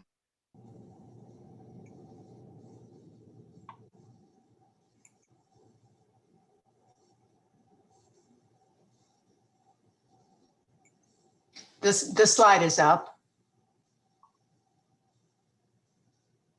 James, we're unable to hear you. Oh, I'm sorry. My mic muted for some reason a second time. Can you hear me now? Yes. Okay, thank you. So the first part is the special education. Currently ended the school year with 224 students enrolled in special education. We this year we developed and completed a corrective action plan, which was based off the cyclical review that was completed in the 1920 school year. And those areas that we addressed was the intensive program and instruction. So when a student fails their STARS, they have to have an intensive program of instruction. We addressed that area, as well as secondary transition services, helping the students to go out into the workforce and be prepared when they graduate, as well as properly constituted ARDS. So we were able to address all of those issues and was completed that this year. As well as the progress monitoring, we completed a TEA desk review this year under progress monitoring due to our dropout rate being high and our graduation rate being low. And so 12 out of 12 of those folders were in compliance this year across all 9 campuses. So I'm very thankful that we were able to complete that here just a short time ago. Another area that we accomplished in was we streamlined the initial referral process. There was multiple ways in which students were referred before, and it was a paper-based system that had multiple pages in many different areas to submit data. So we streamlined that and utilized our frontline system to submit all paperwork for our referrals with a SharePoint, basically Excel spreadsheet where they update the information so all campuses can view that, the principals can. We also created processes and procedures for post-secondary transition. We partnered with Kelly Hilton, the counseling coordinator this year, to put forms in place for counselors to follow up with students to ensure that they did create those partnerships with those community colleges or other schools in the area to ensure that they were fulfilling their transitions. And then, of course, we emerged our PLCs, or professional learning communities, from not just special education, but to special populations this year, so that we could cross-train in all areas, including SPED, RTI, ESL, 504, and dyslexia. We were able to also, which you'll see in a moment on the next slide, we were able to decrease dropout rate and increase graduation rate in special ed as well. The areas of improvement for next year is going to be to create a SPED manual. Currently, there's not an actual manual for the teachers and the staff to go through that will support new SPED teachers. And so we've been creating that, and Mr. Gonzalez and I are creating that and putting it in place, which we will train over and launch in the next school year. We need to implement more training, accommodations and training across the district, and so that the general ed teachers understand better what accommodations and what each accommodation looks like implemented within the classroom.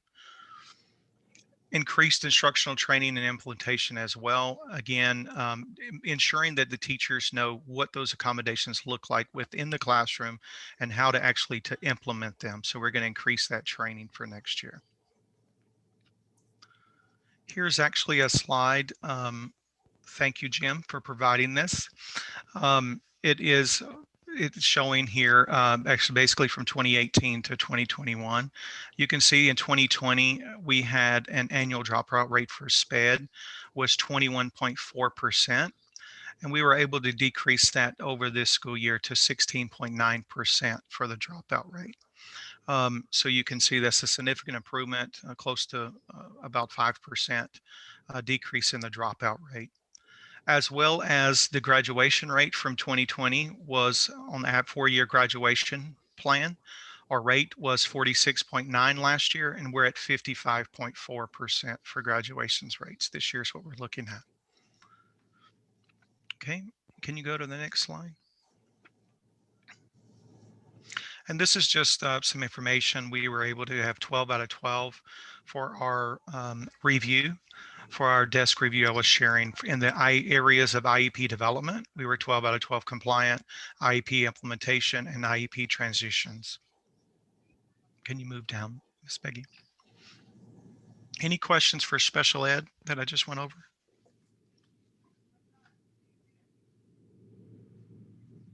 Okay. I'm going to move on to ESL then. When we ended the school year with 251 students, some achievements that we were able to do this year was utilize the ESL teachers or specialists to complete LPAC meetings in a timely manner. We went through some transition in last year, losing ICs, changing to principals, all of those different things that took place in transitions last year. We transitioned the LPAC meetings to the ESL teachers. We currently have 3 in the district that serve all 9 campuses. And so they were able to perform those LPACs in a timely manner and keep up with that better than we had in the past. We were able to secure additional documents that were missing from LPAC folders. And so one of the biggest challenges is being able to secure those documents needed to hold those meetings within the first 30 days of a student's enrollment in our school. And it's due to the fact that districts are very slow with giving us documentation. And so this year we have a clerk that has came on board with us, and she has been helped us tremendously in making sure that those documents were secured and that we can get those meetings completed. One thing I want to recognize also is that Fort Worth graduation, the valedictorian and salutatorian were both LEP students. And so we're very thankful and that they were able to perform in that area. We were able also, again, here in ESL to decrease the dropout rate for ESL students and increase the graduation rate as well.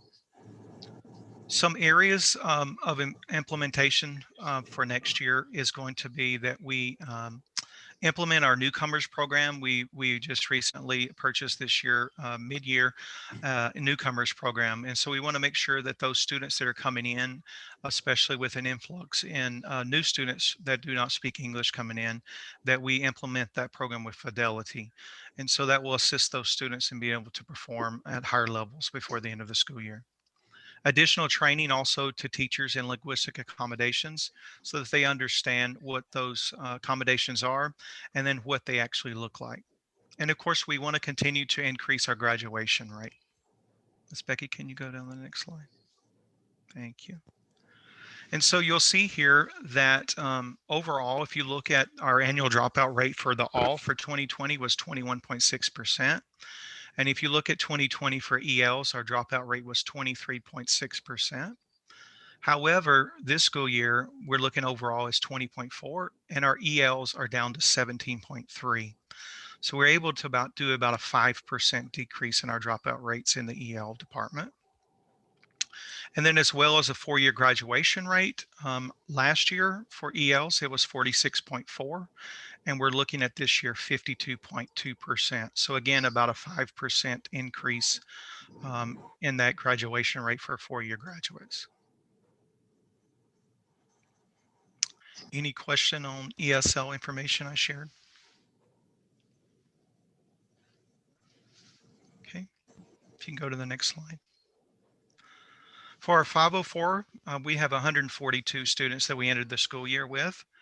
And some achievements that we did, we were able to complete 504 meetings within federal guidelines. So that's very important to ensure that students are receiving their accommodations and that paperwork is up to date according to the federal guidelines. We were able to improve identification of 504 students. Some students, ensuring that when students are referred for initial referral for special education, that we also offer those parents or adult students the opportunity as well to be served in our 504 population until those evaluations are completed. If they qualify, then of course they would be exited and moved to the special ed program. We were also able to we updated the 504 manual in this year to update any additional information that needed to be added.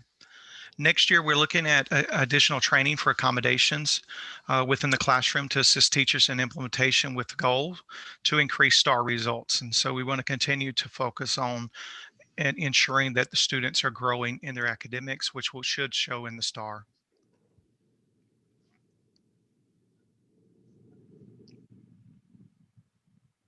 Thank you, Becky.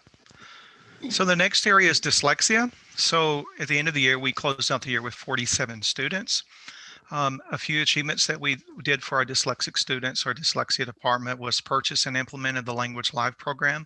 It's an online dyslexia program. And recently, you guys, the board just approved a purchase for tablets to implement the dyslexia online program next year as well. So we'll be utilizing those Surface, Microsoft Surface Pros, I think it is, to implement that program next year. So they'll be assigned that within each campus, and it will be a tool to utilize for that program. We also ensured that dyslexia designee was present at all annual ARD meetings. In the past, this was not necessarily occurring. It is a requirement, and so we ensured this year that there was a designee for dyslexia at every dyslexic student's ARD meeting. Some area of improvements is additional training for accommodations, again, within the classroom to assist teachers in implementation to increase the STAR results at the end of the day. Any questions about dyslexia? Okay. And then we have RTI or MTSS, multi-tiered.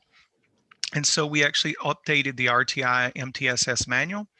We provided training to all campus administrators on how to document and implement the RTI and MTSS program. But next year, we want to perform additional training for RTI MTSS accommodations allowed and what is not allowed on the STAR as well as in classrooms. And then implementation with fidelity across the district. So it was a struggle this year, due to COVID, students not being on campus, to really implement. I have a question. Go ahead.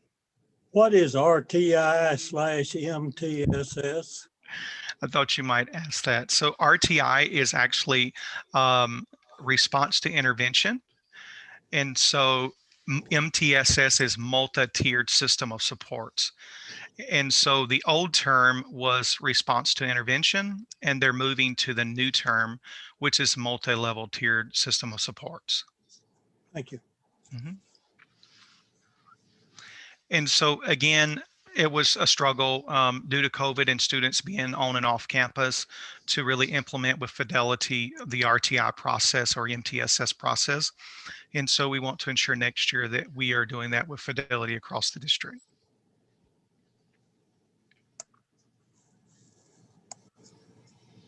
And then the last screen, I just wanted to share, this is actually graduates for EL and special ed. This is looking at a 6-year graduation plan from the cohort. And so the rates are even better for this one. And Jim shared it with us. Thank you, Jim, again.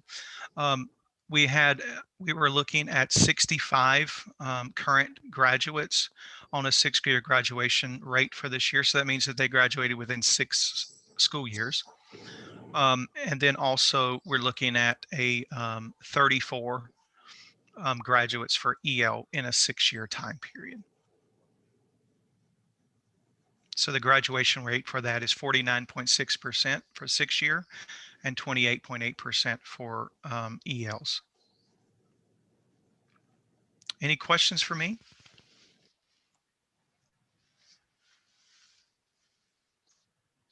Well, thank you, Mr. Kirksey, a very informative report. And we will go now to the Special Projects Assessment and Accountability Report by Jim Pollock.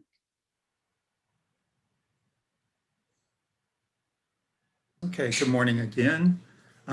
This is for the accountability and special projects area. And much of the information has already been reviewed by Dr. Givens and Mr. Kirksey.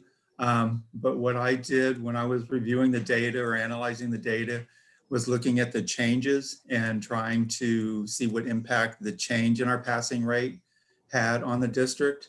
And so I looked at the spring STAR EOC tests for AEA campuses, alternative education accountability. The target for passing rate is 35%.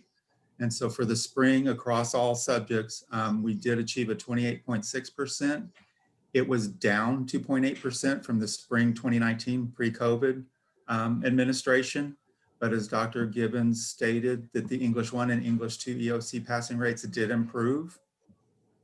And the graph shows you the spring 2019, which is in blue, compared to the spring 2021. So I'm looking more at that 2.8% change. And I'm going to compare that to the next slide. Becky, if you go down. And the next slide is for the fall. And our passing rate for fall was 28.1%. And pre-COVID, it is down 4.6%. So we've already recouped that learning loss from a 4.6% in the midst of COVID to this spring. We dropped it from 4.6 to 2.8. And again, this slide shows you the change from the fall of 2019 to the fall of 2020. And as already mentioned, the biology was improved by 5.1% between those two administrations. And so the next slide, Becky, shows you the changes. And so biology did improve, English 1, English 2 improved slightly. I'm sorry, biology was between fall and spring. It did improve in the fall, but by spring it dropped slightly. But English 1, English 2 did improve. But I'm looking at the far right, the overall. So from fall to spring, we improved overall our rate, starting to recoup that learning loss by 2%. So I thought that was important to share. And also when we meet with TA on our interventions for accountability, we'll also provide this information. And then the next slide, the annual dropout rate. As far as what we discussed with TEA, because it's results-driven accountability, and they assign us stages of intervention, and then we develop strategies and activities to respond to that, those low rates that we have. TEA wants us to be at less than 2% dropout rate, closer to 1.8%, which for our dropout recovery school, that it's not impossible, but it's going to be very difficult to get it to 2%. So we're looking more at a 20% rate, which if we use that in state accountability, that would start positively impacting the district. So we strive for a 20% to begin with. And so overall for the district, we have improved from 2018, which was at a high dropout rate of 24.4%. We've been able to lower it to 20.4% so far this school year. And then the English language learners, as mentioned, did improve by 8.2%, and the SPED students improved by 3.7%. So they all reduced their dropout rates. And then the next slide, we did conduct climate surveys this year in the fall and the spring. So I analyzed the information. I shared that with the campuses. I'm going to share more information with them as far as the comments that were made and areas that we can improve upon. But overall, the parent satisfaction survey, it's a 5-point scale, but the average was 4.15% points out of the 5-point scale.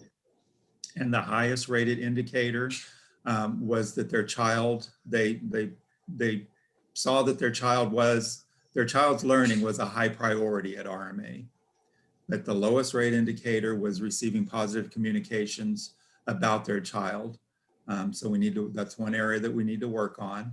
But the response frequency, overall parents saw RMA 75% in a positive light and 25% in a negative. As far as employee satisfaction and the student satisfaction, those are 4-point scales. So the employee satisfaction survey is 3.09. It is up 1.14 points from the prior year. And I was able to do prior year for employee satisfaction because those surveys were consistent, but because of COVID, we did not get a large response from parents or students during the fall COVID survey. But this one I did do a comparison. So it is up 0.14 points from the prior year. And the highest rated indicator was that the campus administrations do consistently support their staff. And the lowest rated indicator was regarding district leaders and involving the campuses and principals, teachers in decision-making that impacts their job. So we have to do a better job at that. I did provide this information to all faculty, or the principals, I'm sorry, and the campuses and the central office as well. And so I want to incorporate those low-rated indicators into our campus and district improvement plans this year and come up with activities and strategies to improve those going forward into next year. But the employee satisfaction, the overall positive responses were 81%, and that was up 4 points from the previous year. And then the negative responses were 19%, which were down 4 points. And as far as student satisfaction, on a 4-point scale, their average points awarded were 3.34. The highest rated indicator were that the teachers encouraged them to do their best on a regular basis. But the lowest rated indicator were that teachers make schoolwork interesting. So that's another aspect that we can work on going into next year. But overall, the students were positive regarding RMA, 84% of the responses, and only negative 16%. And the next slide, I put it under achievements. They will be, but it's going to be applying for all the federal funding sources that are coming up this school year. So they are listed here. The Title I, $450,000. It provides services for our low-income student or our low-income families or students from low-income families. And so we're working on our application and going to get feedback as mentioned at the public comment part of this board meeting to get input from stakeholders, so parents, teachers, staff, on the use of those funds.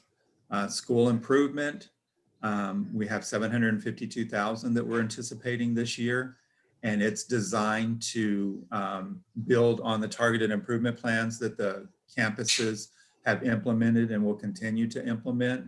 And being a comprehensive support campus, they're identified, at least we have been, because our graduation rates are below 67%.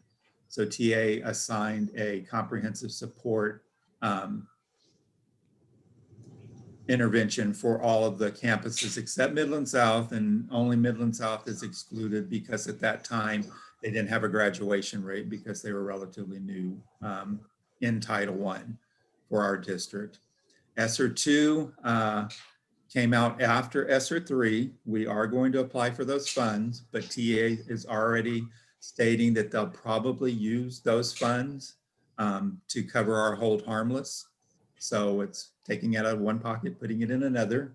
And I spoke with CSS, our contact with them regarding federal funds, Sheila, and she and I both agree that it'll probably take every bit of that to cover our hold harmless. So we're not anticipating using ESSER 2 funds for anything other than hold harmless.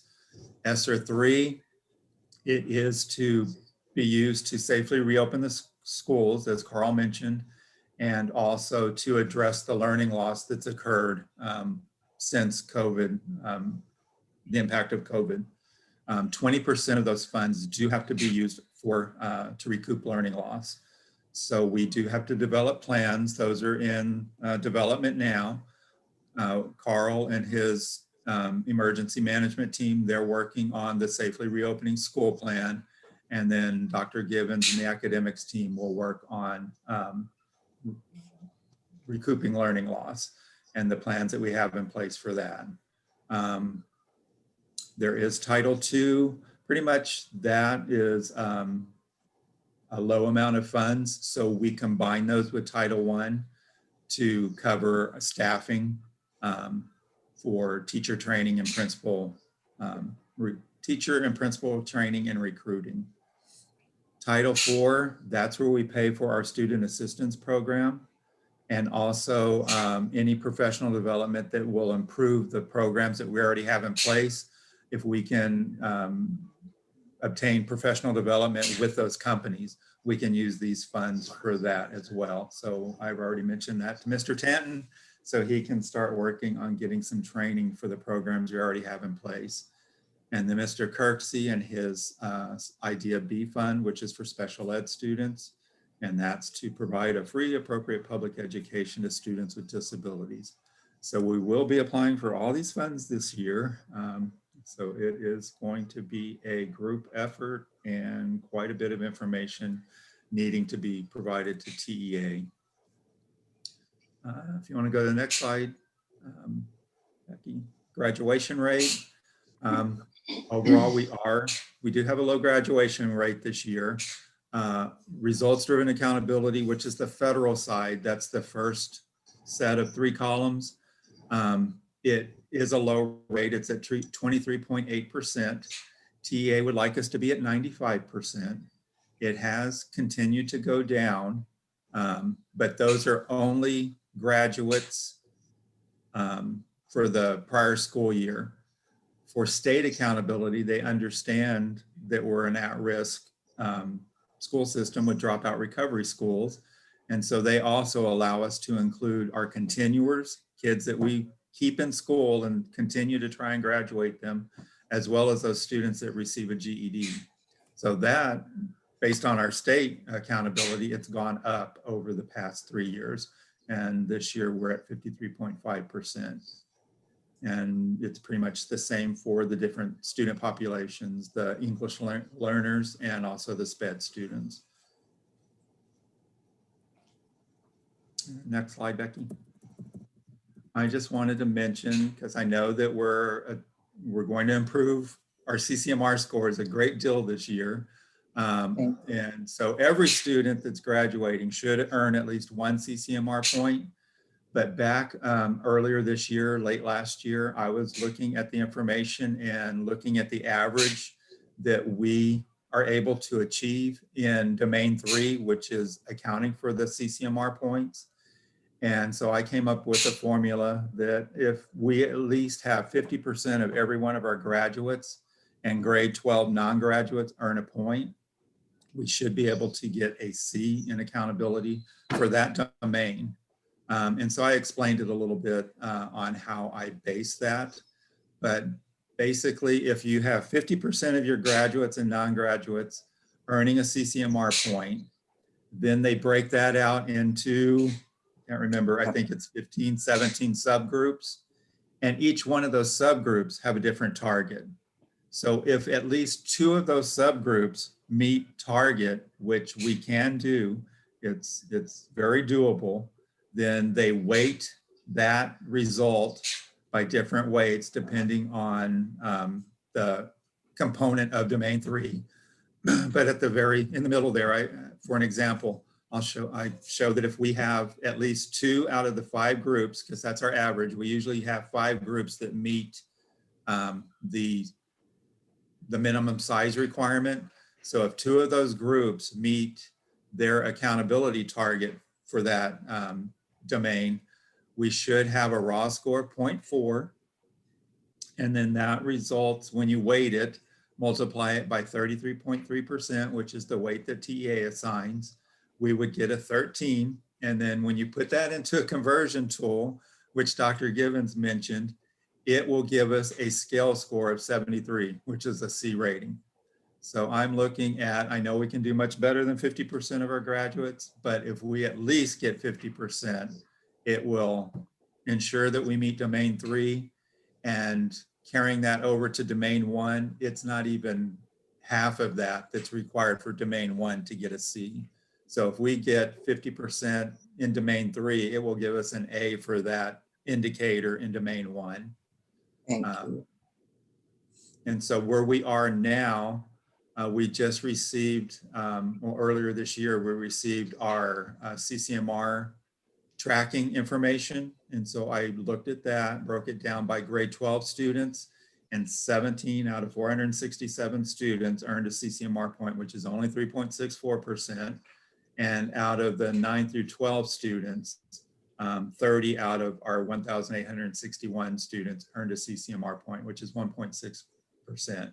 So we do have work to do to achieve the 50%, which Mr. Showers and Dr. Givens and the rest of the academics team are working on. So I'm expecting good things for CCMR this year. And then Dr. Givens, next slide, Becky. Dr. Givens did mention the participation rate. TEA has a target of 95%. Earlier this year, they were assuming that 61% of students would be remote learners, and probably those 61% wouldn't show up for testing. So that leaves a 39–40% passing or participation rate. We did do a great deal better than that. I know TA did increase its since the beginning of the year, but I still think our numbers are high. So overall this school year for the fall and the spring, we had a 62.9% participation rate. And we registered 5,561 tests to be taken this school year. Of those, 3,496 tests were scored and 2,065 tests were marked absent. And the way we mark them absent, if they're remote, they get marked one way. If they're an in-person learning student, they get marked with a different code. So we're able to break that information down. So of the students that were marked absent, 21% of them were on-campus students that didn't show up for testing during that week. And 79% were remote students that did not come to school to receive instruction or participate in the EOC testing. And then it's just broken down the same way for the spring and the fall individual administrations. So 66.2% participation rate for the spring, which is up slightly from the 59.5% participation rate in the fall. And that's all I have, unless y'all have questions. I have not a question, but a comment. And I want to say thank you for your improved efforts and focus on the CCMR and its overall impact on our ratings. And also, I would like to see, when we talk about transitioning of special ed students, I would really like for us to stay on top of that and present the board with information on what we're doing to enhance and increase the transition of our special ed students.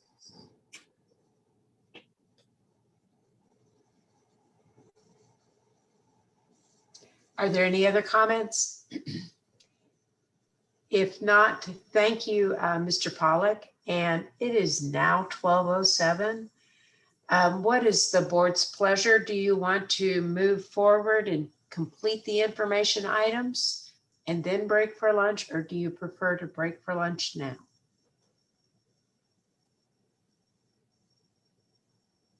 Becky, how many more information items do we have? I don't see mine yet. 3. We got the food nutrition program. Human resources and marketing. I'd like to have a break now. All right. I would prefer to break me also. All right. Mr. Peebles? It's either way, it's fine with me. Okay, and Dr. White? I'll go with the group, whatever the group wants. All right, then why don't we go ahead and break for lunch now? Is 12:45, does that give everyone enough time? That's fine with me. All right, let's recess then until 12:45. All right, Becky? All right, it's 12:45 p.m. and so we are back in session, open session. And the next item on the agenda is information item 4.7, A7, the School Nutrition Program by Amy Wood. Good afternoon. So I first wanted to start off with an overview. Becky, will you get to the next slide? Of what we have been doing with our child nutrition program with our campuses. So we do serve a reimbursable breakfast meal at all of our campuses, and it's available to any of our enrolled students for free. We have one district menu that we utilize, so that way ordering is efficient. And then we serve for breakfast a grain item. It's normally a muffin. We've had, some of these are the pictures on the bottom of what we serve. Blueberry, bagel, peanut butter and jelly, cereal, and all these items are whole grain items to meet the requirements of TDA and the USDA requirements. We also serve fruit. So this is either cut fruit, whole fruit, or in the form of fruit juice. We provide milk, and the students have an option between 1% white milk and fat-free chocolate milk. And for our PM students, we provide a light snack to ensure that they have something to eat while they're at school as well. Next slide, Becky. And just so some of our achievements, the students that we are able to feed, again, it's all students who are enrolled in or at RMA. So at our max enrollment, we had 1,917 students. So breakfast is offered to all of our students enrolled. We've got 68 students at one point who were qualified for homeless or foster care. And overall, we have 137 students who are parents or teen moms. So we are feeding those students as well. Something that we are really proud of this year is that our campuses, especially our SEL, help drive help get up and running the Drive Up Grab and Go breakfast. So at the beginning of the school year, we didn't have any students on campus for the first 9 weeks, but we still wanted to provide breakfast for our students. So what we did is we offered a Drive Up Grab and Go where students could come on Monday. They would pick up a bag, as you see in the pictures, a bag of breakfast for the week. So it would contain 5 milks, 5 fruits, and 5 of the main breakfast items. So we were doing that for our students. And it's still available, or it was available all through the school year for all of our remote students. So here are our numbers this year versus last school year. Of course, last school year, the pandemic hit in March of 2019. So as you see, the orange is last school year numbers and the blue are this school year numbers. So the first chart is our reimbursement rate, or our reimbursements that we receive from TDA. We did not get any reimbursements last April and May, but this year, as we see more and more students returning to campus, we are feeding more kids, and our reimbursement rate and our participation rate is increasing. So we are getting back to pre-COVID numbers, but again, at our highest point this year, we had 933 students on campus. And so that's where a lot of our numbers come from, our students on campus versus our remote students, but we did have the option to provide breakfast for all of our remote students. The reimbursement rates this year, as you see, for free students, we received $1.89 per meal. Reduced, it was $1.59, and paid students, it was 32 cents. So when I submit for reimbursement rates, I have to let TDA know exactly how many free students ate, reduced students, and paid students. Even though we don't charge any of our students, we only get that reimbursement rate. So overall, we served 22,842 breakfasts this school year. That doesn't include any of our snacks because we do not get reimbursed for snacks. We did see a 20% decrease from last school year, and that is due to COVID. We had majority of our students remote most of the school year, so we weren't able to feed everybody, but the option was still there for them. Something that's going to help us out this year is the USDA has put in the Emergency Operational Cost Reimbursement Program. And so that's going to help us with the loss that we saw between 19 and 20. So we should be getting about $9,000 in reimbursement to help cover the loss that we saw due to COVID. What types of snacks do you serve for in the afternoon? So for snack, we normally do, of course, we like to keep it whole grain items. So Cheez-Its, we have Sun Chips. Cheez-Its are whole grain? Yes, they are. They do come in whole grain. Chex Mix, pretzels. Sometimes we do granola bars. The kids like to change it up a little bit. And we do offer anytime milk is going to expire, if we don't use it all by the expiration date, we do offer that to our PM students, as well as any fruit that may be expiring as well. So I'd rather use it for our students versus just waiting till it expires and throwing it away. So those Use are it all or lose options. it. So what is your budget then for the snacks? Just for the snacks, it's not reimbursable. It's about, I'm sorry, I don't have those numbers on me right now for the total, but for snacks, we normally try to keep it about 30 cents per snack item. So I Okay, try to that's keep good. it as low as possible per student. And it's a good service for the students too. Yes. And again, they're only there for 4 hours in the afternoon. So I don't want people to think we're not feeding our kids. These are our afternoon students who come in, I believe, 12:30. So they're there from 12:30 to 4:30, and we give them a snack in the afternoon. Perfect. And so our biggest area of improvement for next school year, of course, is going to be improving participation and helping decrease our profit loss. So we're going to continue breakfast for our students, for free for all of our students, and we're going to continue the snack for our PM students. But something that is open for us to take advantage of this next school year is a seamless summer option to be served for the entire school year. So we'll be serving the same breakfast, but when I submit for reimbursement, I can claim it under the SSO program, which means we'll get a higher reimbursement rate. So all of our meals will be claimed at a higher rate. So no matter if a student qualified for free, reduced, or paid, it looks like it'll be about $2.46 per meal. So it'll be a significant increase, especially for our paid students. So we're going to take advantage of that, as well as there's some flexibilities that TDA offers.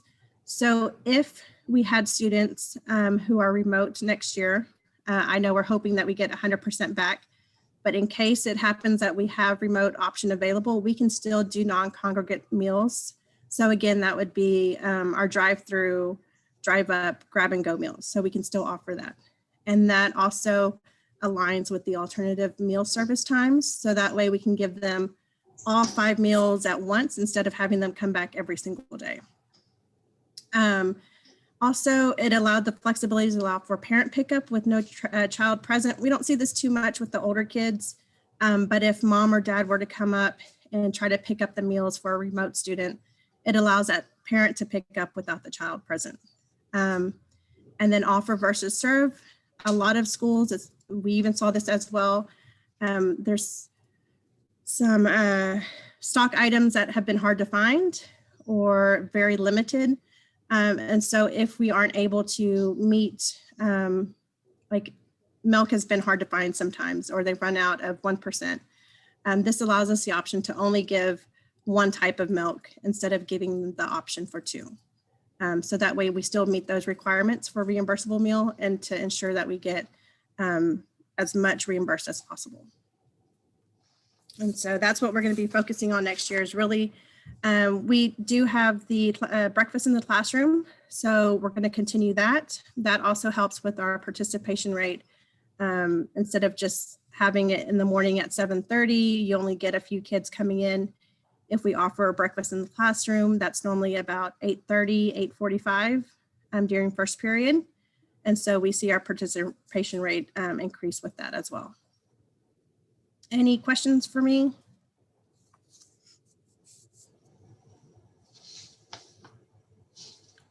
Ms. Thompson, I think you're muted. Mute. For the grab and go, is it available to summer schools? I mean, students who are not in summer school? Right now, we don't have any students on campus, so we're not doing breakfast.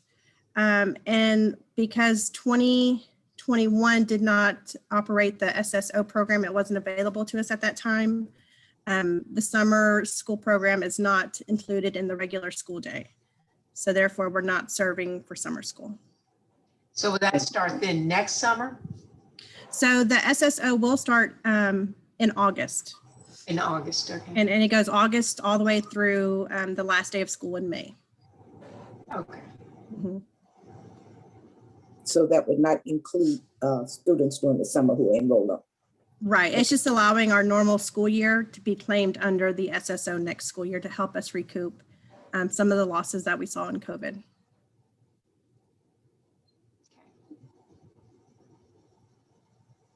Thank you. That was a very informative report and good job managing during the pandemic.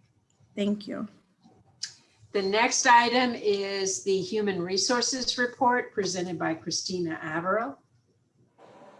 Good afternoon. So I'm just going to get right into it. Our annual turnover rate has dropped even lower than the low rate we got last year. We're sitting at about 19%, which is just a few points above the annual turnover rate reported by the National Center of Education Statistics. We're hoping to continue this trend, but we will continue to work this next school year to keep that low. Becky, if I can get you to go down to the next one. We have our vacant positions. Generally, we have about 12 positions that stay vacant. They rotate throughout the campuses throughout the school year. We currently have 25 vacant positions. This is something we normally see around this time of year. We see an increased number of vacant positions right around Christmas and right around the end of the school year. This is just simply because teachers or other staff have decided to move to another district or move altogether.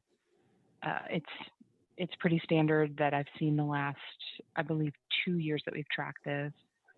We do have one principal vacancy. We are seeing an increased vacancy in counselors this year. We've got a student community liaison position to fill, an administrative secretary, 8 core teachers, 1 sped teacher, 8 instructional aides, and 1 coordinator.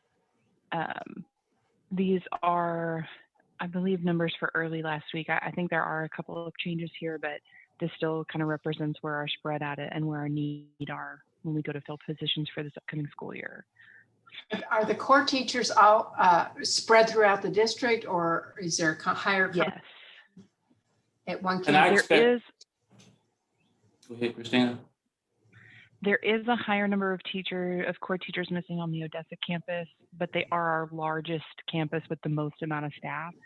So it wouldn't be, to me, it doesn't seem strange that that's where that's coming from. But for the rest of them, it's all spread out throughout the entire district.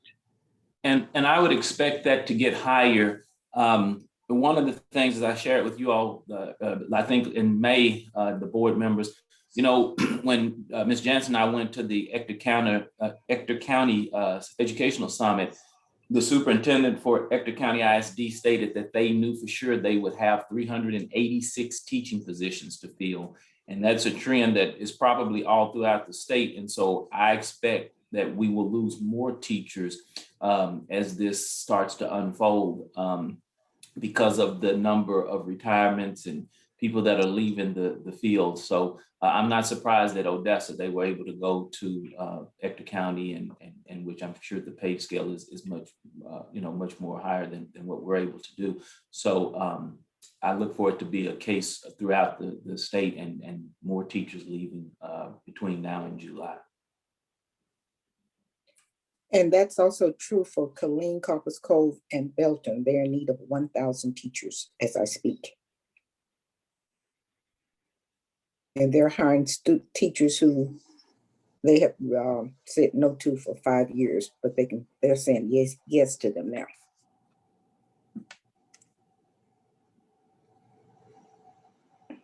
And I say that because I don't want the board to think that it's indicative of their displeasure with RMA. It's that they're able to advance their career either financially or whatever. So that may be what leads to the turnover.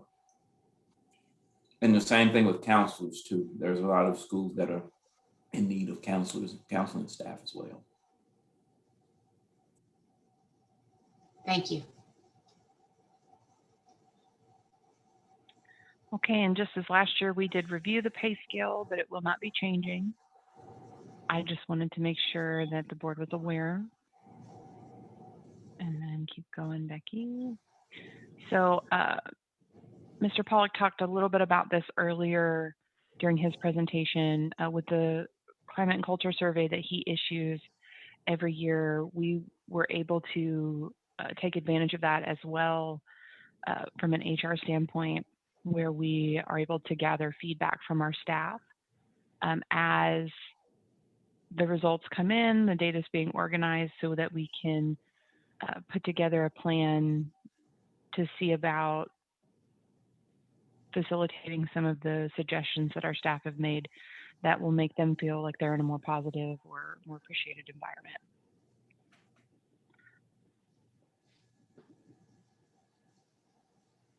All right, we did have 2 grievances this year. That's been kind of the average total for the last couple of years, but I am happy to report that after going through the grievance process, both of the employees were satisfied with their level 1 response, as we did not receive an appeal for either of those grievances.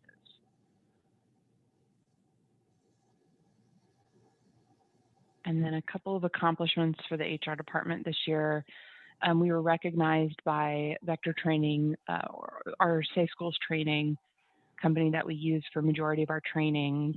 Based on their records, RMA has completed over 4,000 courses since 2016. RMA has also been able to obtain a retention rate of 81% across the district this year. It's an all-time high. And this is also part of our district strategic plan, is to start retaining more staff. We've also been able to streamline several of our processes. We made some adjustments to our recruiting and our onboarding, to our compensation manual, to our benefits and administration, and our staffing updates of our contact or correspondence with them.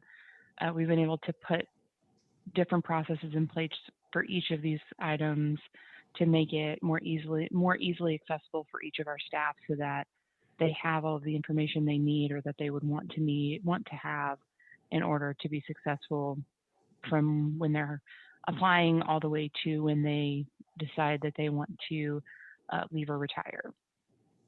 We've completed an audit on RMA job descriptions. This had not been done since 2016. So we are now completely FLSA compliant. We have all of the proper federal funding designations. All of the job titles and supervisors are aligned appropriately with the current organizational chart. This is a very large project, but it was well worth it. And then next slide, Becky. And then a couple of things that we're going to work on for next year.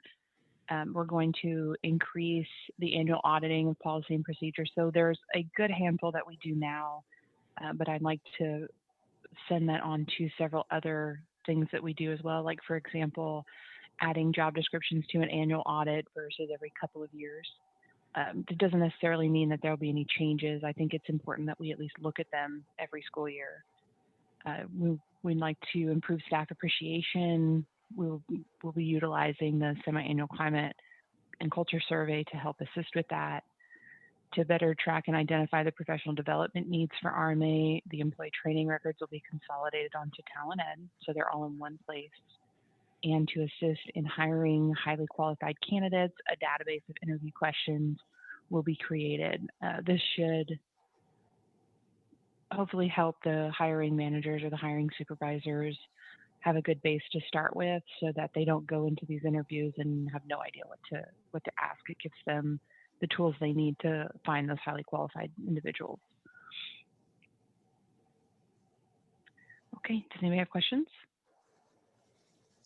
Do you have target dates for completion of these various projects?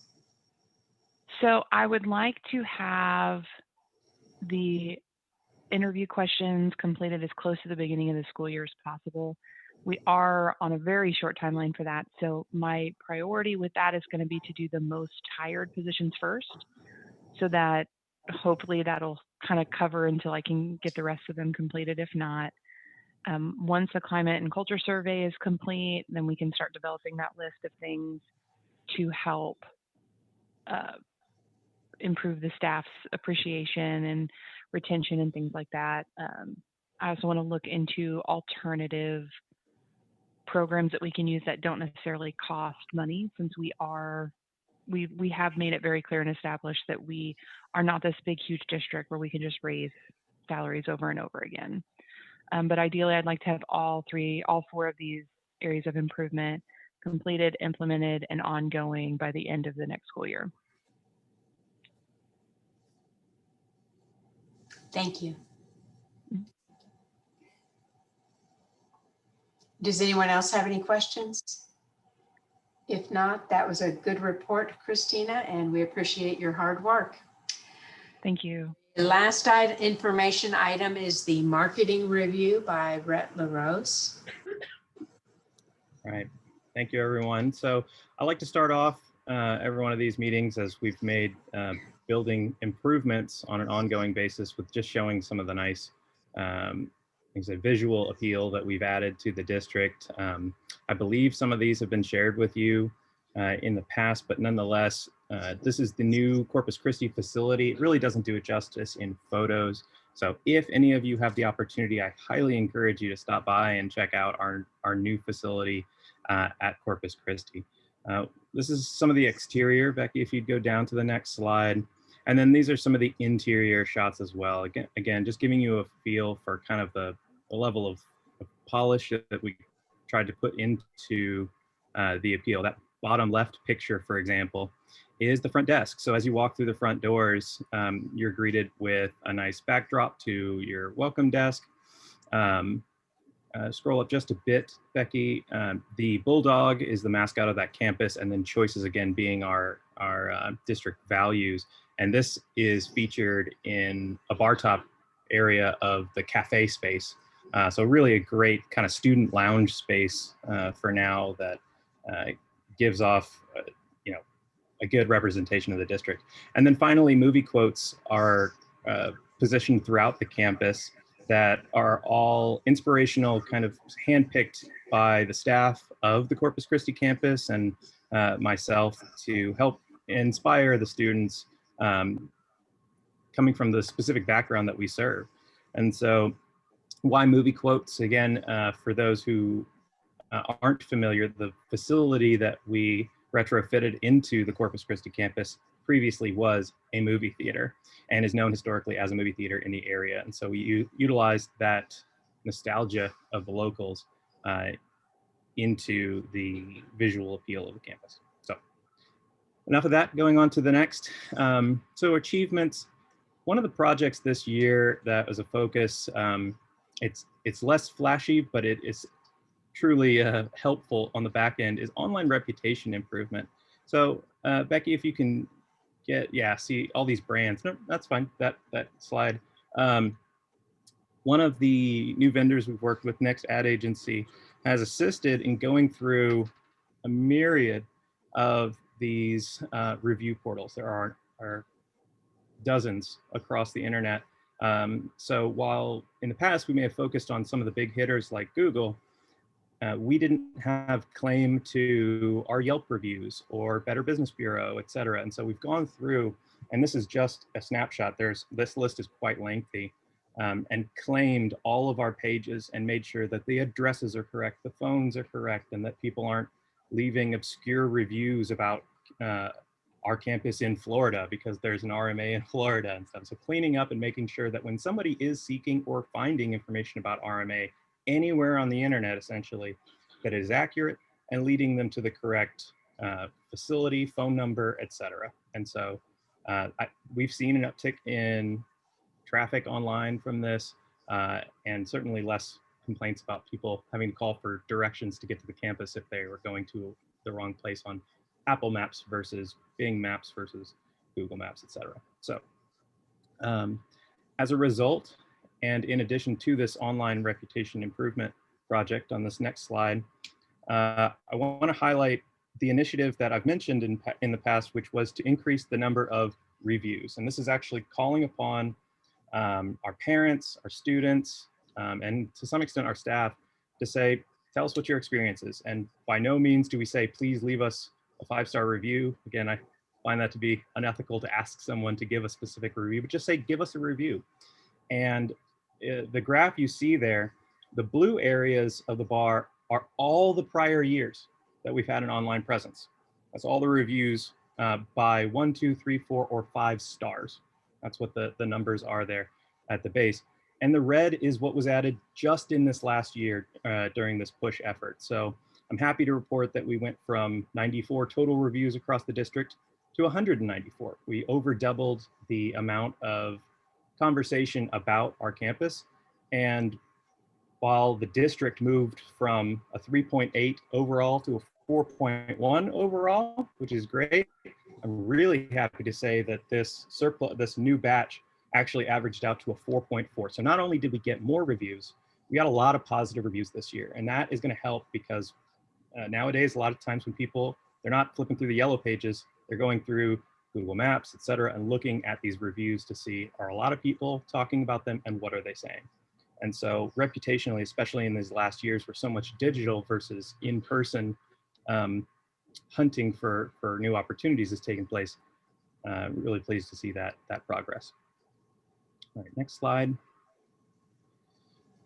Okay, so these are just a bullet list. I'll touch on each of these with our community outreach, overall marketing and otherwise. So the RMA newsletter, as you're all aware, launched in this last year. That list has links on our website to be added to the newsletter list. Gotten contributions from the campuses, the principals, students, student artwork, award winners, committees. It's been a really nice mix of exposure from the district. And it's also given us the opportunity to provide advertising, essentially, which is the leverage for the next point, Friends of RMA. Now, I know that this has been mentioned and Mr. Anderson even touched on it earlier in this meeting, but you know, we have this is the chamber style Friend of RMA decals that we find in these businesses now on their doors, on their windows, et cetera.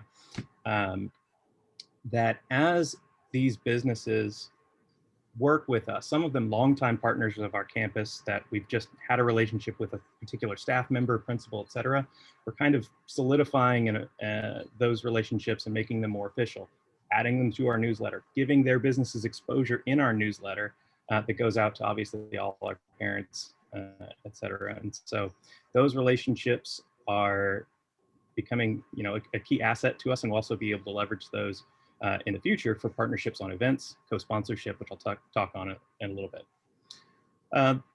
Next, the Chamber of Commerce. I've been an effort this year and spoken with every Chamber of Commerce that is for a city where we have a campus to discuss what are their marketing opportunities and how can we leverage. Probably the best example of this year has been Pasadena. I think for those of you on the board who remembers when we were first going into Pasadena, it was bumpy at times, but nonetheless turned out to be a great relationship. And we're seeing that progress as the chamber has become more and more of an asset in sharing our news, getting the word out about RMA, and even did a virtual ribbon cutting earlier in this school year where we were on display to several other businesses that were doing the same thing. And so I've been really pleased that we've been able to push our advertisements out to the chamber, and the chamber has been echoing them. And that's been, like I said, an improvement in those relationships across the state. Press advisories and releases. So this has been another effort where I write essentially an advisory before an event to say, hey, this is an event that's coming up, and we don't have a lot of in-person events in the last year because of COVID. But nonetheless, whenever we had graduations, we had a staff member, Patrick Campbell, selected to be a speaker at TPCSA, Corpus Christi relocation, et cetera. We write these press advisories and press releases and sending them out to the local media and requesting them to then publish them. And so it's essentially generating our own news, because if we don't tell our story, someone else will. And so that's been a concerted effort this year, as to put out more press advisories and press releases. The District Marketing Committee. So this is a voluntary committee including principal, central office staff member, or 2 principals and 2 central office staff members to essentially become a think tank outside of the normal, this needs to happen for marketing. What are some ideas? What are the things that people are talking about that other people are doing that we could be doing? From our meetings and follow-up, they've generated a few really interesting ideas that I'm excited to share once they're codified to be proposed to you. But nonetheless, that's been an exciting thing, just to start getting together some people who it's not necessarily their job descriptions, but they have an interest in this and are willing to volunteer their extra time to benefit RMA in that way. And then finally, the RMA Press Kit. So Press Kit is a set of templates to assist not only myself, but others in outreach. So it's a letterhead with a template for a press release or a press advisory, or if a campus wants to invite an honored guest, such as an elected official, fire chief, etc. There's a template letter now inviting them, thanking them afterwards, and several follow-up steps, as well as some media relations training in that kit as well. So it's just a toolkit for all of the district to be able to interact with the media better. So this slide, I know Ms. Thompson has said that she appreciates this piece of information, so I made sure to include it once again. This shows a year-over-year trend in enrollment by month and adding in some extra points for when some of the breaks take place. So if you're following the colors, in the last 3 years, it goes orange, then red, then blue. And you'll see that there are some trends when it comes to declines and increases in enrollment. And this is essentially the pattern that we've followed in these last couple of years. Now, obviously, some of this data is hard to put apples to apples because 2 of these years involved COVID periods. But nonetheless, it gives us a better indication of when stronger pushes are needed to be placed for advertising to maybe lift some of these dips, and or when events should be held during the heights to make sure that they are fully capitalized on. So. Finally, areas of improvement. So these are some targets for this upcoming year. First and foremost is the RMA Educational Foundation. So as Mr. Anderson mentioned, the onset of a foundation would be a great asset to the district to be able to collect donations into a separate entity and therefore support our students via scholarships and salaries and or staff through salaries, etc. I've held meetings even this week with those formation efforts, and so with the target of prior to December of this year, the formation of that taking place. Google review quantity.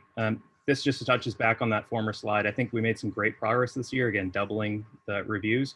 There's a lot of potential to still be tapped, and so that effort will continue because there's, again, there's still a good amount of growth that we would benefit from. Co-sponsored community events. So I'm excited on this because now that we're getting into what seems to be more of a post-COVID era, we'll have the opportunity to open up our facilities or to hosting the community for events. I think naturally to Corpus Christi, for those who may not have seen it, there's a very large parking lot space. There's a very large covered awning space in the front. There's a lot of potential for the community to gather and utilize that space, including the new basketball court coming up. And so putting those resources to use by partnering with some of the friends of RMA is on the roadmap to really helping our exposure and awareness throughout our cities across the state. And finally, the enrollment to increase post-COVID. So this is more of a general note based on that post-COVID era, some of the things that are going to be coming online. We're going to have, whereas in the past we were planning on having like door-to-door walkthroughs, we couldn't do that with COVID. That's now a potential project. But broad and targeted mailers, going out to individuals, email campaigns.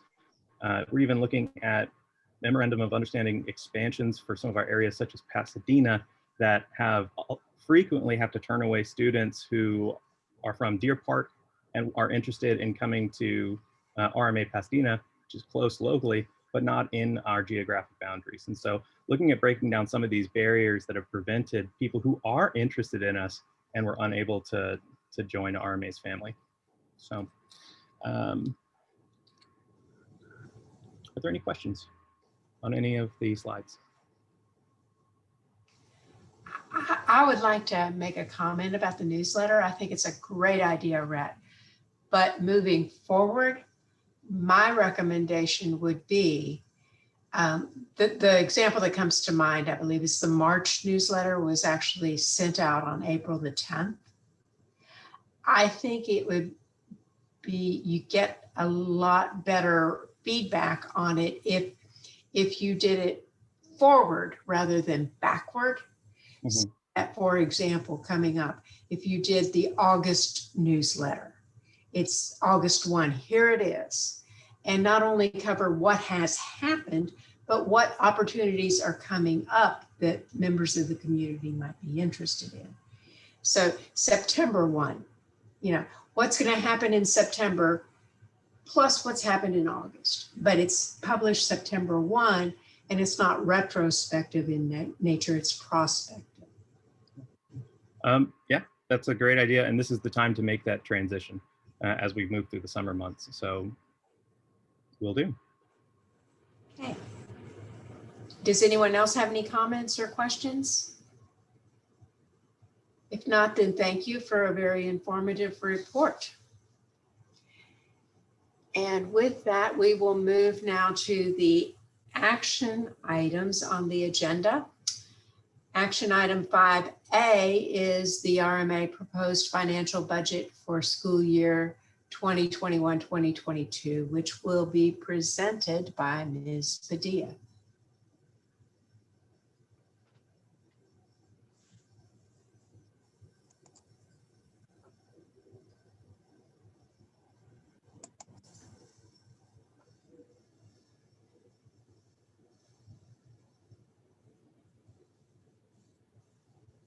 She must be having some issues. Technical difficulties. Yeah. Tammy, are you on? Tammy, you were muted. Oh, I'm sorry. Hello again. Can you hear me? Yes. Okay. It's that time of the year again where we're planning ahead for our next fiscal year. This process that we do every year is required by Texas Education Code. And we receive input from every department as part of this process. I take all of that information, everybody's input, and I put it all together. And then Mr. Anderson and myself go through it all, and we make sure that all of the requests for funding are reviewed and received by us. And then we put it together with what we project our funding to be for next year. And the results of that effort are on the next 2 pages. So on page 89, we have the budget for Fund 420. Fund 420 is our state budget. So this is directly related to our funding for attendance. Prior to COVID, we were at about 1,520 students, and that's what we budgeted for last year.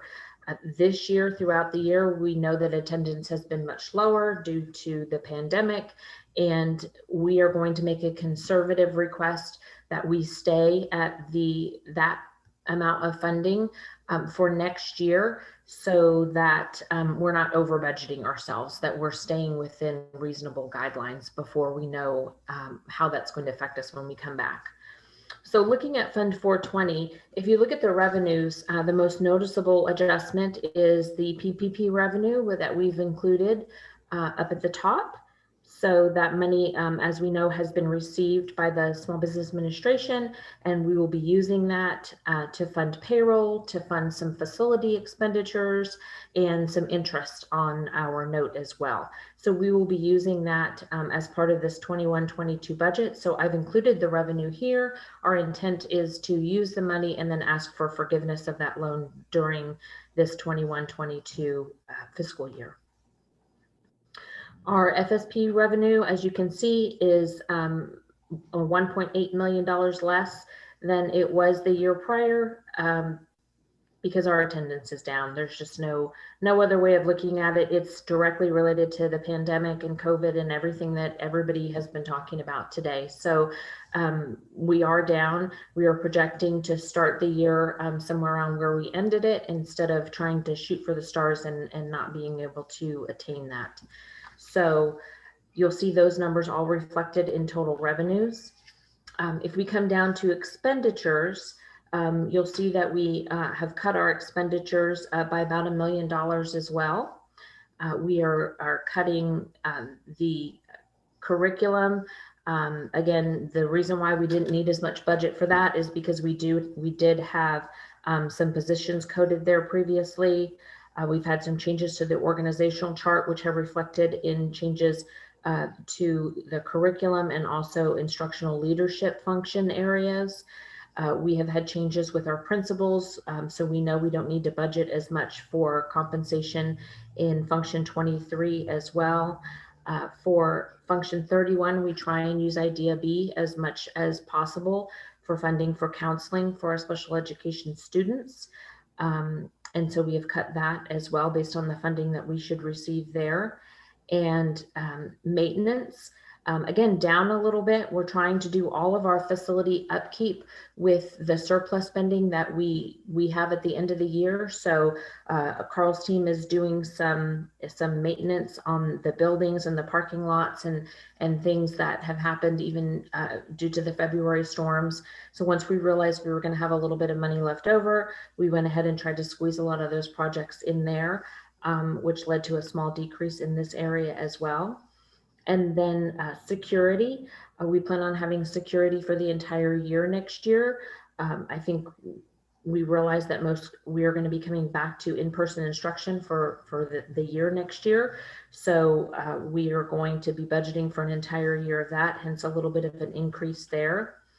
And then data processing down a little bit because Carl and his team have managed to have some new contracts that he talked about in his state of the district, that he has negotiated some of those, and we're able to bring those costs down a little bit for next year. And then debt service up a little bit, just because we know that we are renegotiating that loan, but we are bringing the Corpus building into that loan this year. And so our fees are up a little bit in our debt service area. This budget that I'm proposing to you today would yield everything, keeping the way it is, would yield 10 points for a charter first administrative cost ratio. And so we have managed to put it together while keeping the administrative costs down and in line with enough to get us those points that we need for charter first. Does anybody have any questions on Fund 420? We do have another budget to review on the following page, which I'll do next if anybody doesn't have any questions on this particular page. The blue column is the proposed budget on the right for 21-22, and the green column on the left is just relative to where we were last year for 2021.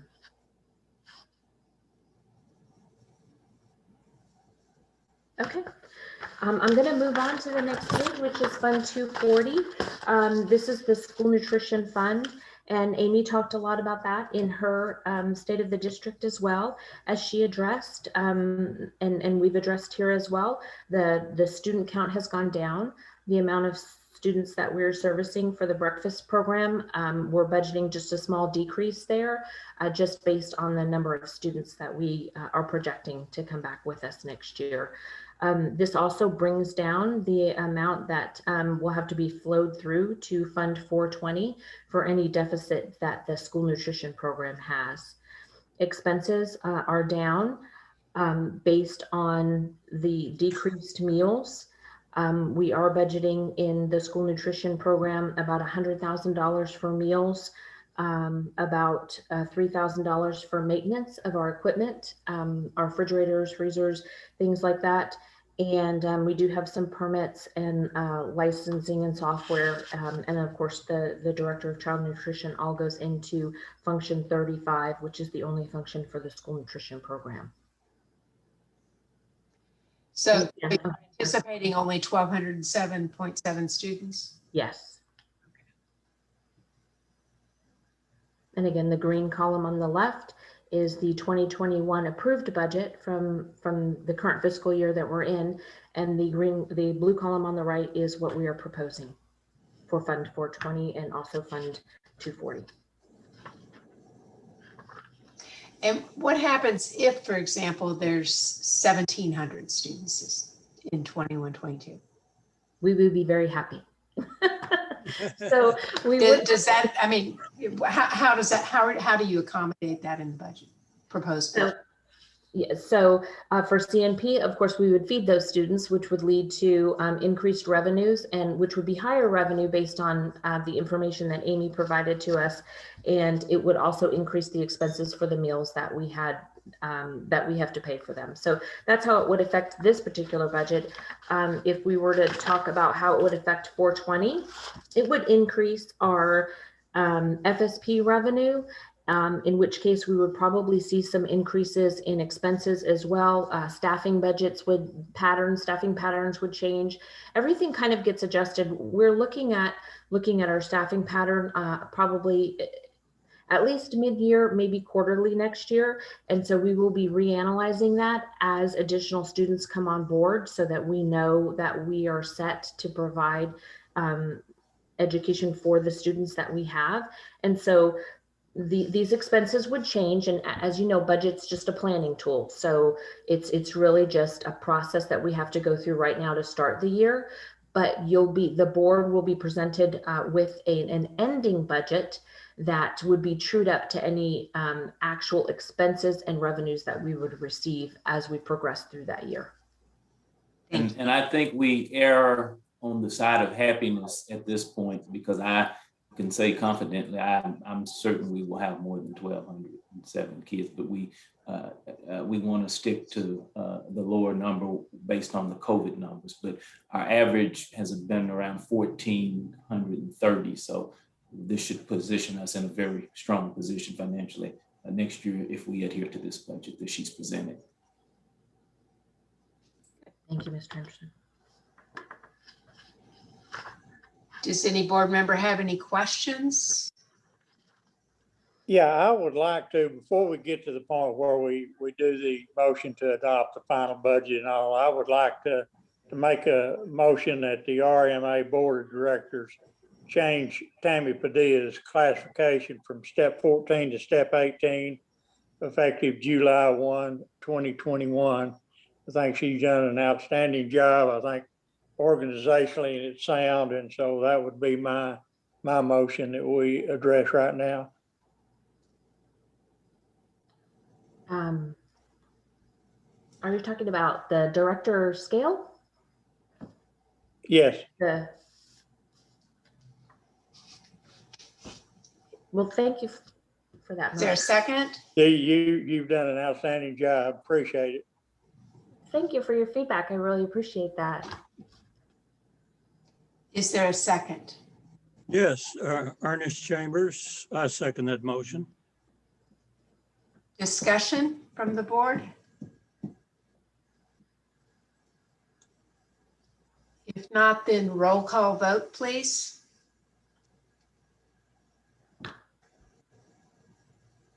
Mike Peebles, yes.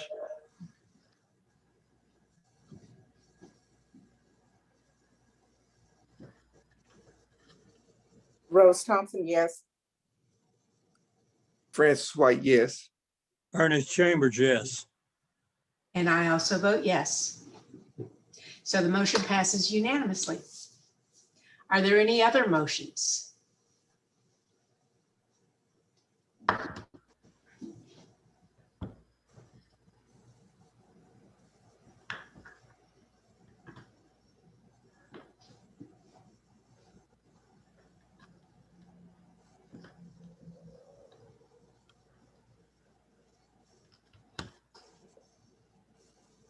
Is there a motion to approve the budget?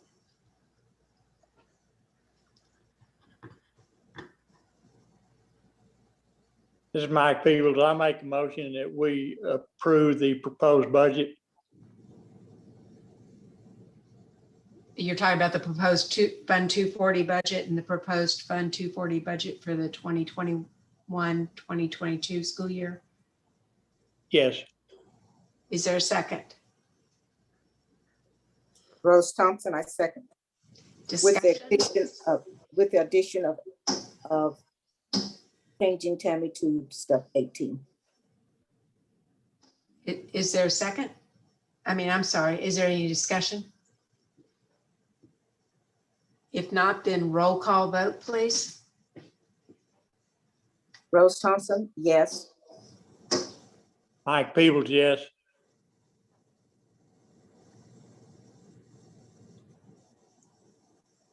Ernest Chambers, yes. Francis White, yes.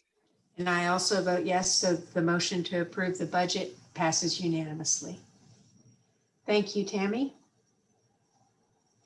Thank you, everyone. I'm sorry, I'm a little speechless right now. The next item on the agenda is the adoption of the updated RMA Texas Board Policy Series Module 7, Financial Operations, which is also yours, Tammy. Hi, so we're on page 91, and I am proposing, we have a board policy, financial operations policy, and it's modeled after the TPCSA policy, but they have not had any updates to their model policy. So the only changes that I'm proposing today are that we take out of the financial operations policy the language that has to do with federal and state grants.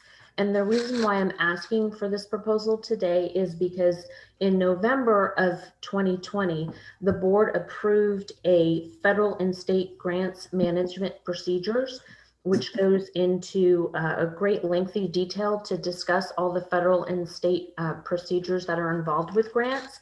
So I am proposing in section 7.080, which is on page 98 of your board book, I'm proposing that we take out that language from this manual and leave it to the experts in the other manual. And I've inserted language that just says to refer to that manual. We have also done the same thing for attendance in section 8.3 above on the same page. We are referencing the manual where attendance is addressed in great detail and indicates when it's taken and the procedures regarding attendance for the district. So those are the biggest changes that we have made. We have also changed some titles in the manual, and we have also added some titles to the manual for additional responsibilities on different people in the district and what they have to address. We've made a couple changes on page 8 as well, or I guess that would be page 98. The board has reviewed these changes in the policy committee meeting. But are there any additional changes that I can review with anybody at this time, or are there any questions on the manual itself?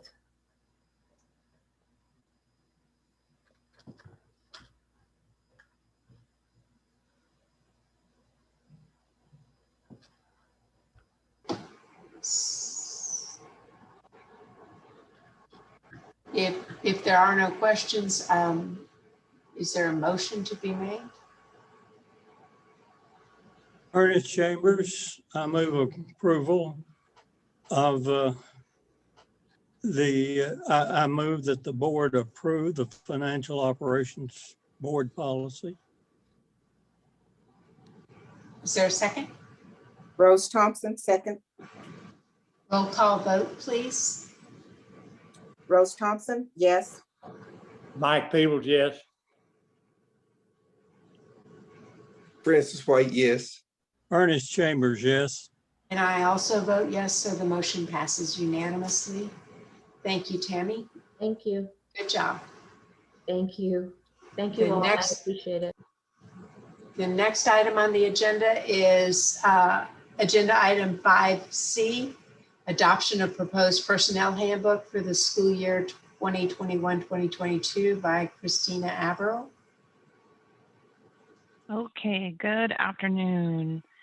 We did do numerous changes to the handbook this year, but most, if not all of those changes were to align the handbook with the same language used in the personnel module that was just recently approved.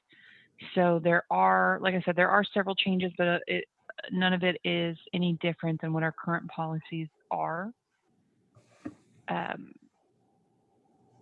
I think there was some major changes with like the grievance and the complaints procedures, but nothing outside of that was very large or substantial outside of aligning the language. Do you think that the grievance procedure is now consistent across the board? I do think so. Yes, ma'am. The Title VII complaint procedure vis-a-vis the Title IX complaint procedure? I do. I think they're all much more similar than they were, and at the very least, we have a process to use that can keep us very consistent with any type of complaint that we should receive. And this is the handbook that we vetted, that the board policy committee vetted last week, correct? Correct. That's correct. You've gone through and implemented, incorporated all the changes that we discussed at our meeting on June 10th. Yes, ma'am. Okay.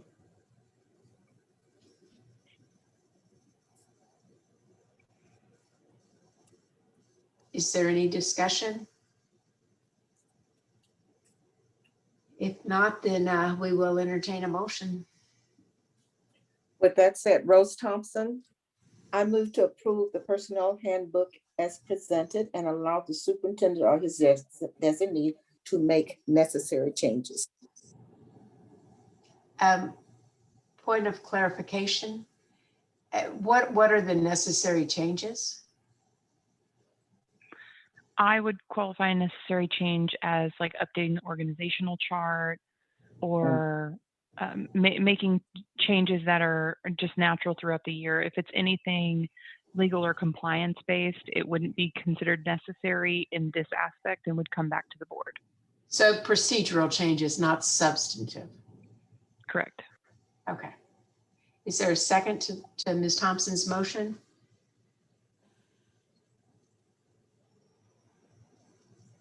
Ernest Chambers, I second the motion. Roll call vote, please. Rose Thompson, yes. Mike Peebles, yes. Francis White, yes. Ernest Chambers, yes. And I also vote yes, so the motion passes unanimously. Good job putting this all together, Christina. I'm sure. Well, I certainly couldn't have come as far with it as I did without the board policy committee. And thank you for that. The next item is also yours, Christina, adoption of the proposed district grievance policy amendment. So through updating the language in the handbook, there was a piece in there that identified that the superintendent or designee needed to create a comprehensive complete procedure for our grievances. And this is just that procedure laid out. Again, this is what helps provide clarity for all of our departments on what happens in the event of a complaint, how to complain, and any sort of aspect you should need, if the timeframes, the appeals, responsibilities, things like that. Where it says reviewed 6/4/21, who reviewed it? It was, I believe that was just the initial review for the board policy committee. However, it would be updated to board approved. If approved, it would be updated to board approved on this date. Thank you.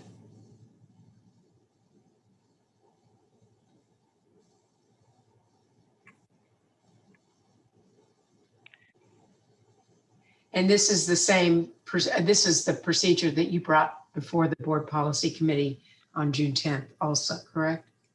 Correct. And you've made the revisions that the board policy committee suggested? Yes, ma'am.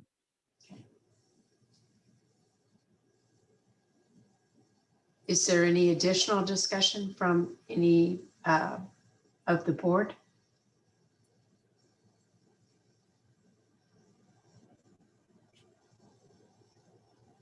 If not, then the chair would entertain a motion.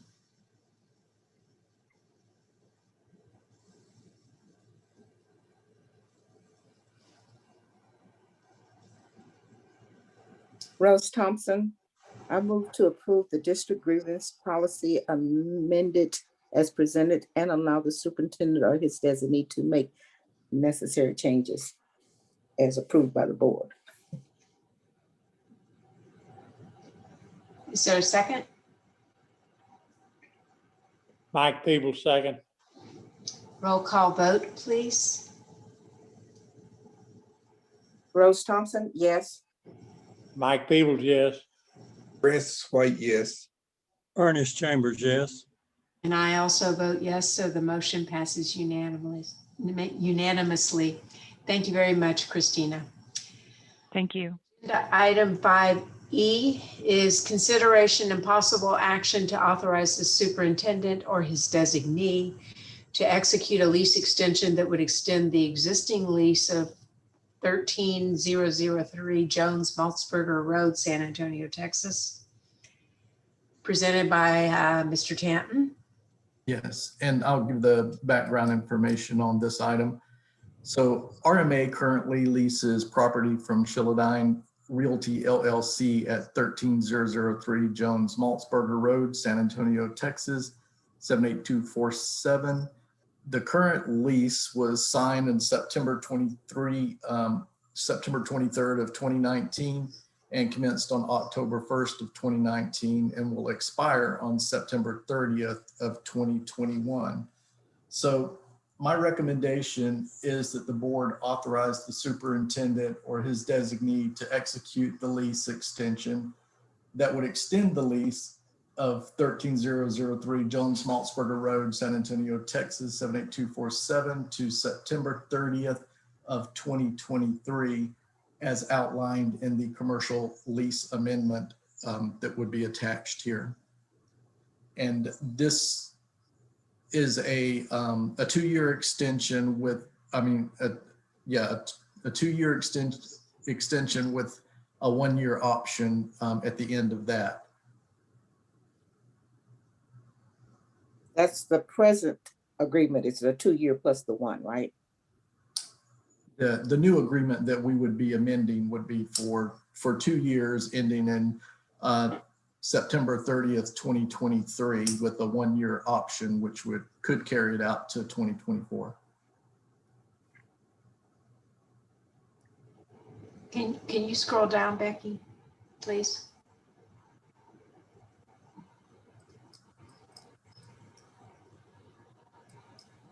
It says 2 1-year lease options.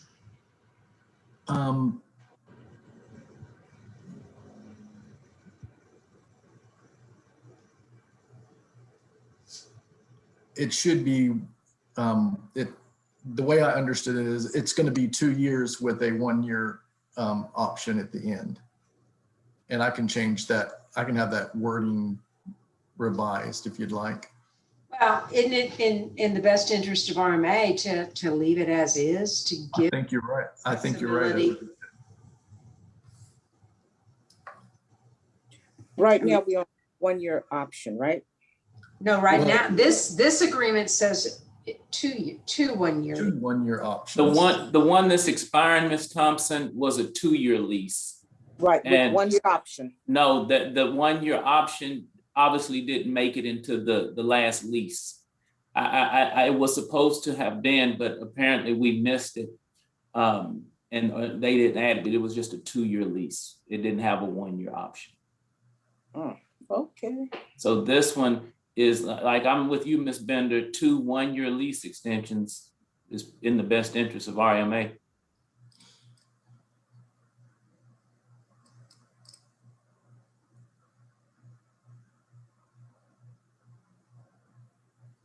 And scroll back up, Becky.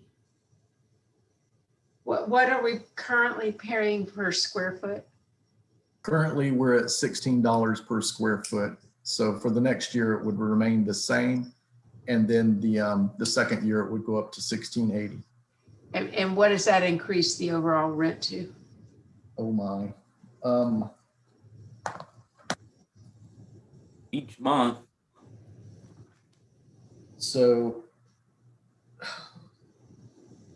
just it's approximately $236 per month. Okay, so roughly $2,500 a year. Right.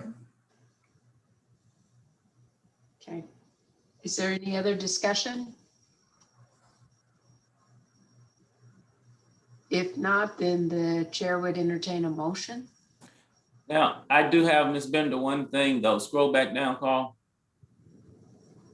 Because 3 says the expiration date, September 2023. So how would that tie to the 2 one-year lease extensions?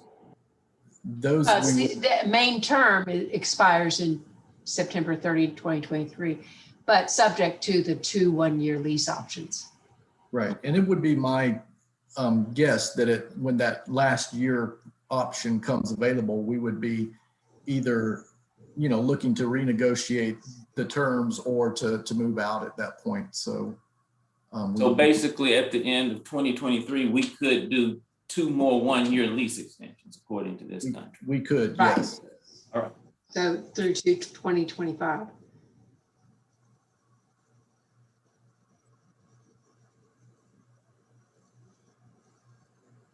Is there any other discussion? If not, then the chair would entertain a motion.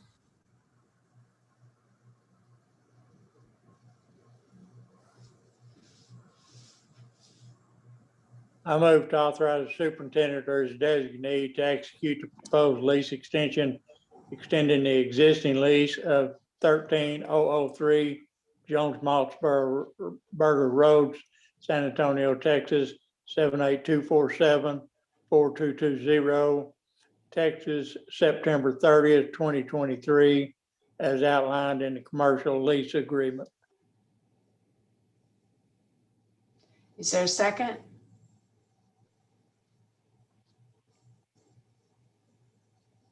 Ernest Chambers, I second them. Roll call vote, please.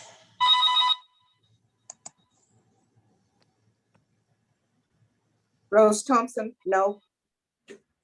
Mike Peebles, yes. Francis White, yes. Ernest Chambers, yes. And I also vote yes, so the motion passes 4-1. Thank you, Carl.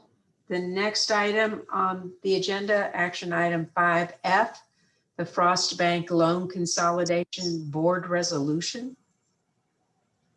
Yes. So the background on this is RMA has worked with Frost Bank to provide the board with a copy of the bank's proposed term sheet and certificate of resolution, which will allow RMA to consolidate all of RMA's existing real estate loans for Corpus, Killeen, Lubbock, Odessa, and Pasadena into one bank qualified tax exempt loan, that would be a fixed rate loan. And so my recommendation is that the board approve the updated term sheet from Frost Bank and approve the proposed certificate of resolution authorizing the financing properties mentioned above.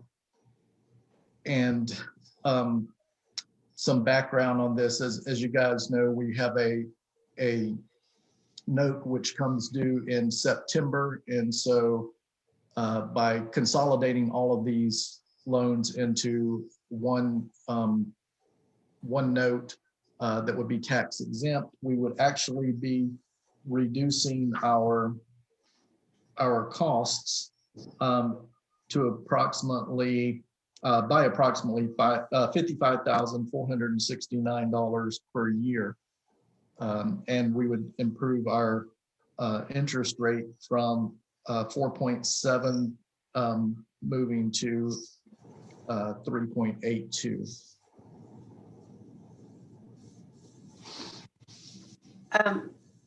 Carl, for future reference, Uh-huh. the item listed on the agenda is solely the Frost Bank Loan Consolidation Board resolution.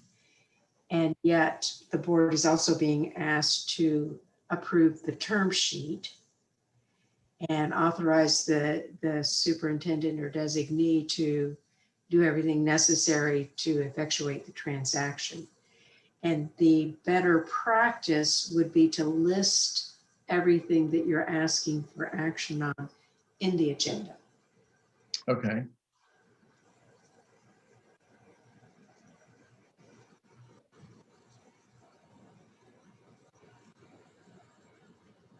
Do you want to take us through what it is you're asking? Sure. So the first item that we're asking to be approved is the term sheet from Frost Bank.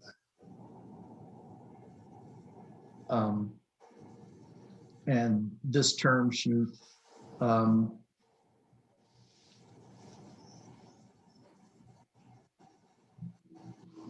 will combine all of our loans into one tax exempt bond.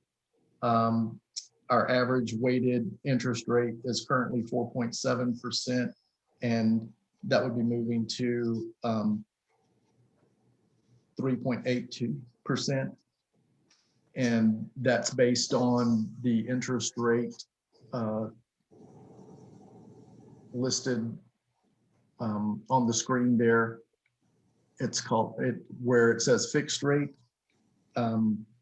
Once again, this will reduce our current monthly payments to resulting in a savings of approximately $55,469 per year. And then if we agree with those terms, then there is a board resolution that would need to be approved, which designates the board members that would be involved in the signing and closing of the documents. And can you continue down, Becky?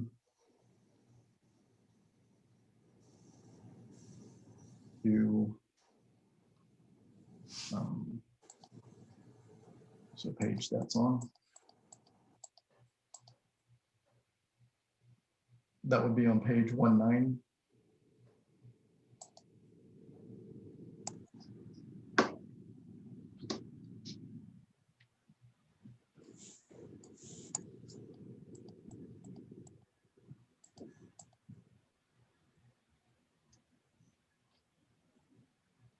And those are the two items that we're asking for the board to approve today.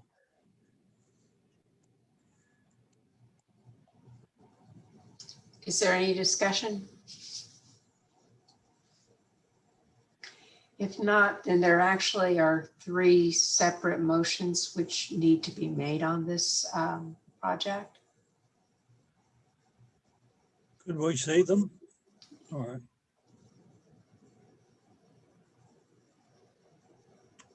Ernest Chambers, I move that the board approve the term sheet presented from Frost Bank on May 14, 2021 for $7,750,000 or B, 75% loan to value. Is there a second? Rose, second. Discussion? If not, then roll call vote, please. Rose Thompson, yes.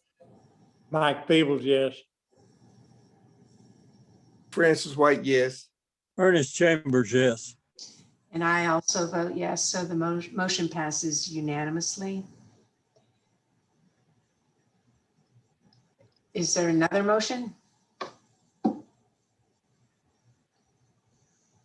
I move to approve the proposed certificate of resolution authorizing the financing properties mentioned above for a loan amount of $7,750,000, or B, 75% loan to value. Is there a second? Rose Thompson, second. Discussion? Roll call vote, please. Rose Thompson, yes. Mike Peebles, yes. Francis White, yes. Ernest Chambers, yes. And I also vote yes, so the motion passes unanimously. There is a third motion. Would someone like to make it?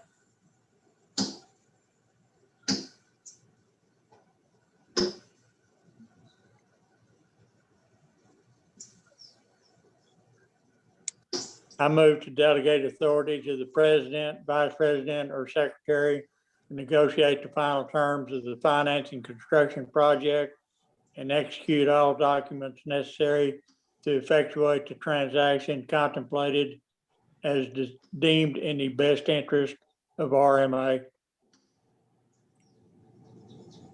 Is there a second?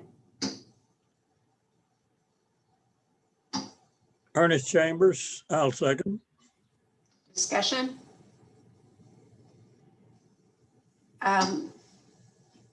Roll call vote, please. Rose Thompson, yes. Mike Peebles, yes. Francis White, yes. Ernest Chambers, yes. And I also vote yes, so the motion passes unanimously.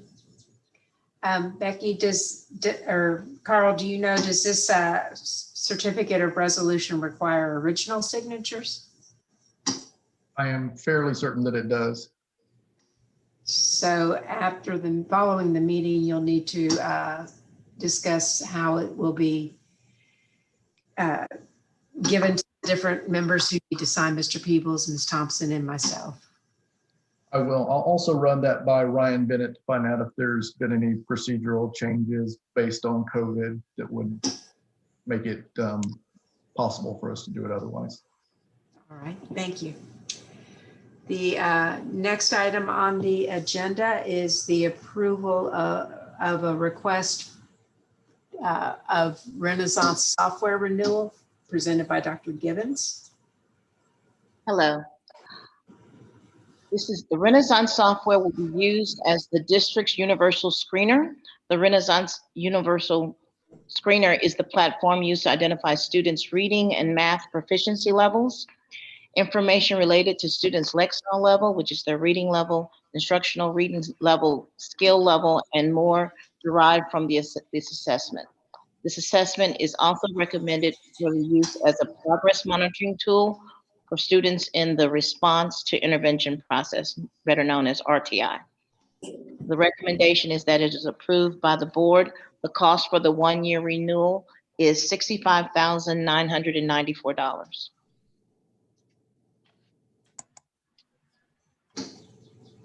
Any questions?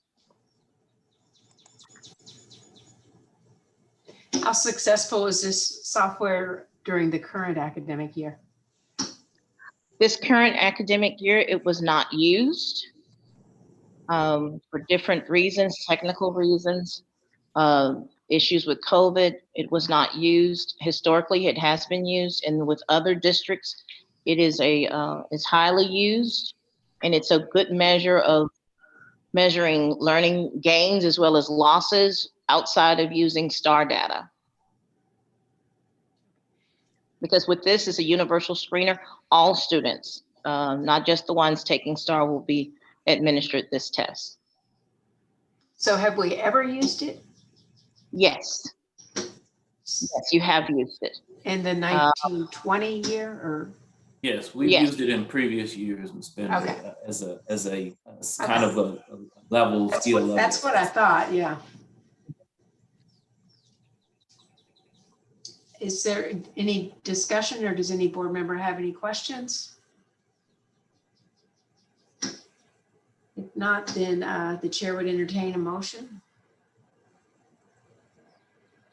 Rose Thompson, I move the board approve the renewal of Renaissance software for the 21-22 school year. Mike Peebles, second. Discussion? Roll call vote, please. Rose Thompson, yes. Mike Peebles, yes. Francis White, yes. Ernest Chambers, yes. And I also vote yes, so the motion passes unanimously. Thank you, Dr. Givens. Thank you. The next item on the agenda is the adoption of the proposed board meeting calendar for the school year 2021-2022. Oh, I'm presenting that. This is the calendar for next year. You know, we have the most recent disaster declaration from Governor Abbott, released on June 4th, extending virtual meetings provided by the Open Meetings Act, temporary extension to be determined on a month-to-month basis. And he did so through June 30, and it's anybody's guess what's going to happen after this point. Our bylaws do allow us to continue to meet virtually. But as far as the Open Meetings Act, I think it's a relatively safe bet that the governor's going to discontinue virtual meetings of public agencies sometime in the foreseeable future. Scroll down to the calendar if you would. I know that this calendar sets a virtual date of Thursdays and then an in-person date of Fridays. It's my understanding from Dr. Puska and from Mr. Nemec that Friday is their preferred day to meet rather than Thursday. Ms. Thompson and Dr. White, you both have expressed some flexibility with regard to either of those dates. Given that the two new board members prefer Friday, do you have any objection to just scrapping? And if it's virtual, it'll be all on Friday, virtual or in person on Friday? Are you asking a question, Ms. Bender? Beg your pardon? Are you asking a question to the board members? Yes, to you and Ms. Thompson, since you two will be the ones that would be affected by that kind of a change. I'm flexible with the Thursday, Friday alternate in terms of virtual or in person, depending on what the system goes to in 2021, beginning in the fall. Ms. Thompson? I'm fine with the way it's posted. Okay. And is Mr. Clemens on, Becky? Yes, I'm fine with it. I prefer face-to-face meetings, sometimes it's fine. You're fine with either? I'm with what's supposed. I'm fine with the proposal. Oh, okay. Okay, fine. Then I guess that if it's to switch to Fridays, you all can hash that out later. So is there a motion?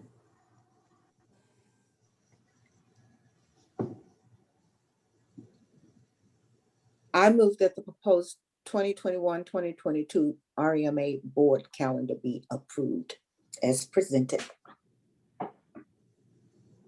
Is there a second?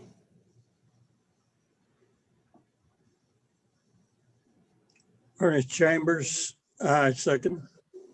Roll call vote, please. Rose Thompson, yes. Mike Peebles, abstain. Francis White, yes. Ernest Chambers, abstain. And I vote yes, so the motion passes. Okay, the next item on the agenda is the election of officers for the 2021 school year. And we've already done that, Becky.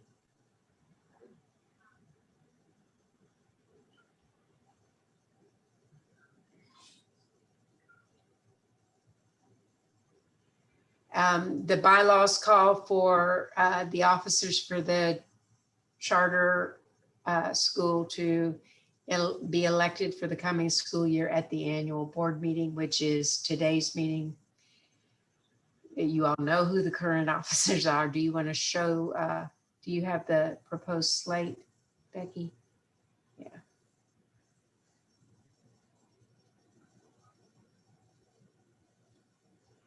This is the proposed slate. Are there any questions?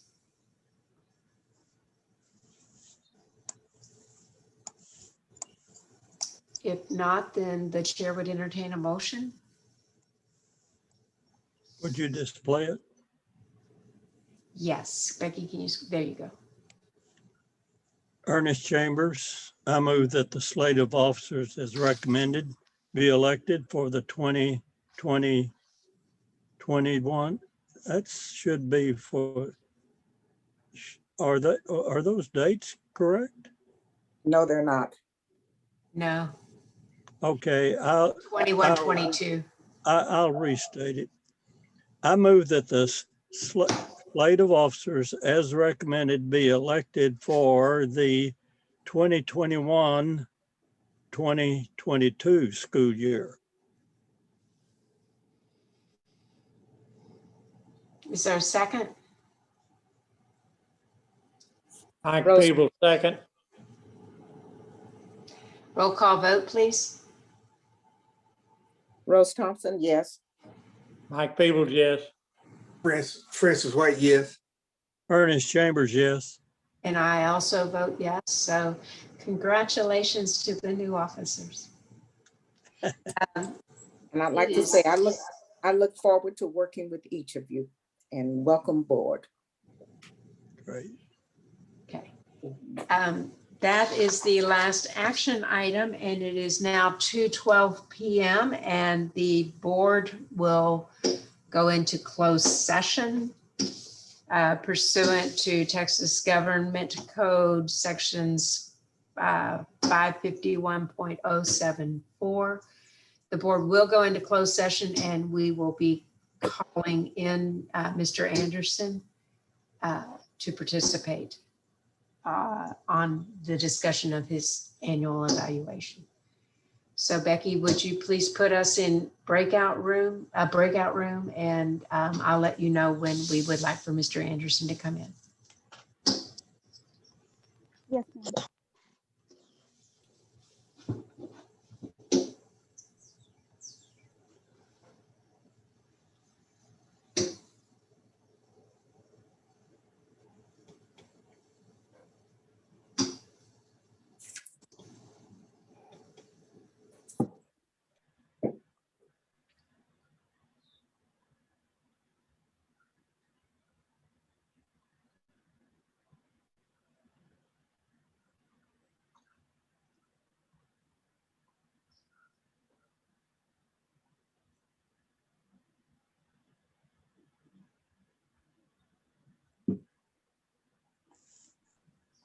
You should be getting a message now.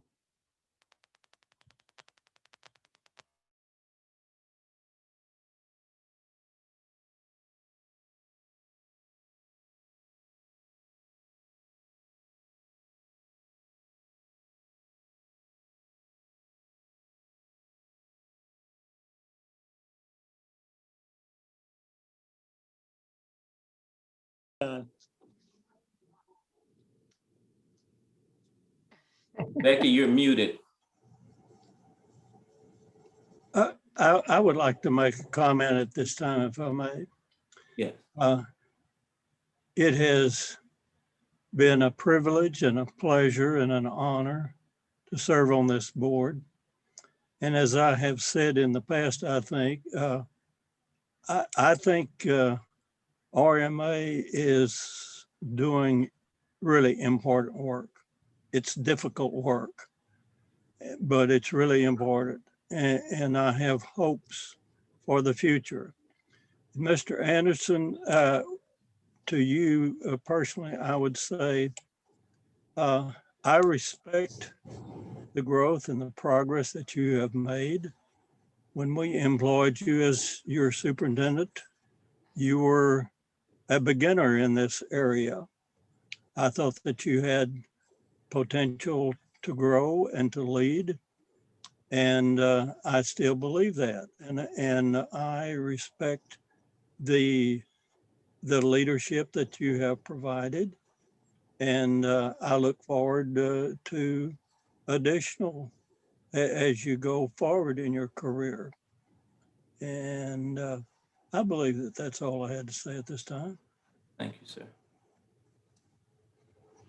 And I would concur with what he has said. I think you have done a very good job. You brought stability to the organization that was much needed, and you've made some very difficult personnel decisions and gotten a team in place that I think you all are right on the edge of making some very significant strides, both academically, graduating students, getting the enrollment up, getting all the factors in place to make RMA a truly the most successful dropout recovery school system in the state.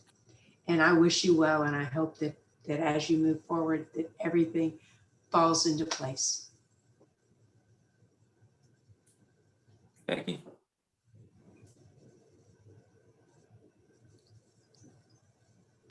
Okay, can y'all hear me okay? Because I'm using different earbuds. Am I coming in and out? No, you're fine. Okay. So I just want to express the sincerest appreciation to each and every one of you. Each one of you brings this beautiful gift to the table. Your commitment, your dedication, they show how much you care for young people, for education, that they receive the best education possible, and encourages us to keep looking for ways to improve and ensure that we're meeting all of the requirements that are coming our way. I'm nervous. I'm just going to say that right now. Ms. Bender, I've learned so much from you. You have pushed me out of my comfort zone, and you've taught me new things and better methods that will not only help me be more effective in my work, but better to serve other people. But what has meant the most to me is that you have trusted me and that you have placed confidence that I can carry through. So I do promise you that I will continue to implement your ideas and your recommendations. Thank you, Becky. Thank you. Mr. Peebles, you have been, or wait, I'm sorry, I had to write all this down. I recall my first conversation with you, Mr. Peebles, probably around 2010. I think you were still at TEA. And Dr. Hall and I were trying to work on some waivers, and we just weren't sure. And he says, you know what? Let's call Mike Peebles. He's real nice. And sure enough, so helpful, so nice. You helped us get our issues resolved. And it was such a pleasure to talk to you in just those few minutes. And here, now you're on the board, and it's been an amazing pleasure to work with you, sir, and to work for you. So I just want to let you know you've been a source of encouragement to me. You help me to breathe and enjoy what at times is a roller coaster ride. Your sense of humor is always on point. You break the ice at just the right time.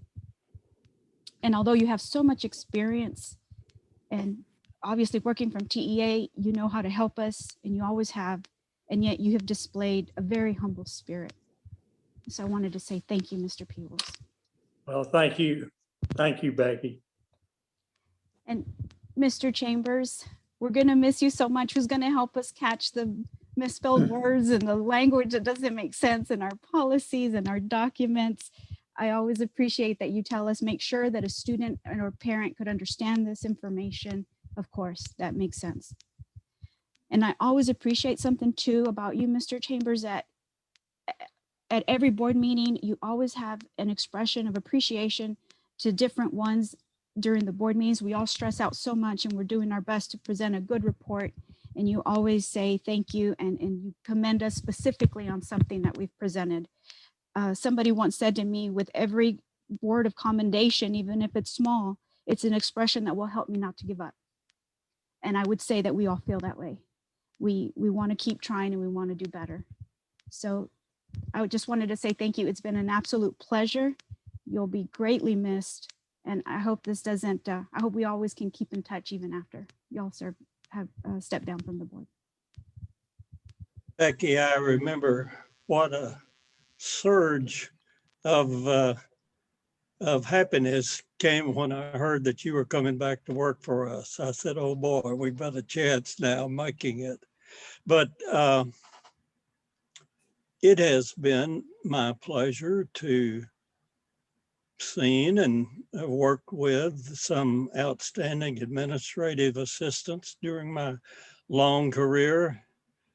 And as far as capability and the kind of work that you do, you rank right up there at the top.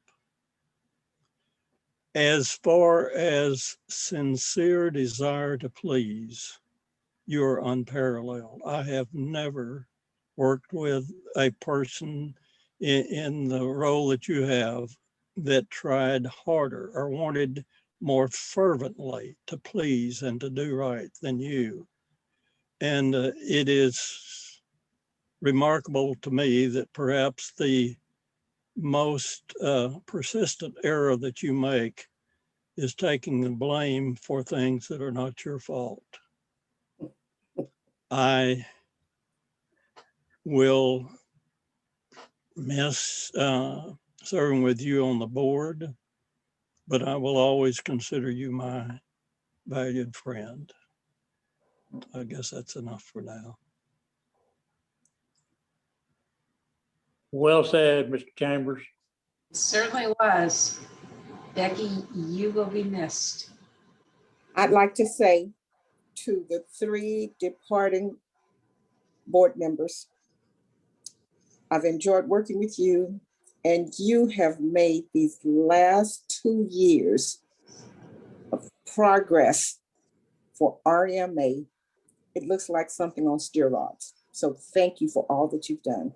And we hope that we will continue to carry on with the lights that you've already put in motion. Thank you. We appreciate y'all. I appreciate you too. It has been an honor and a pleasure. A virtual hug. Happy trip. Yes. So, Becky, now that the Mutual Admiration Society has all met, have there been any public comments during the meeting that we need to know about? No, ma'am. If no one has anything further, I wish you all well. It's been an honor and a pleasure to be the board president for the last 2 years. I'm sure that Dr. Puska will ably lead you all forward. Ms. Thompson and Dr. White, I'm sure your guidance and knowledge is going to be instrumental as you face the upcoming year. And thank you both for continuing on in this journey. Mike and Ernie, you guys are the best, and I will miss you. And Same here. I appreciate all you did. thank you. With that, the meeting will be adjourned at 2:54 p.m. Goodbye, everybody. Is there another meeting that I will be involved with as a board member? Is this the last one? I think this is it. So if you got anything to say it now. I know. We can hold another meeting if you'd like. That's fine.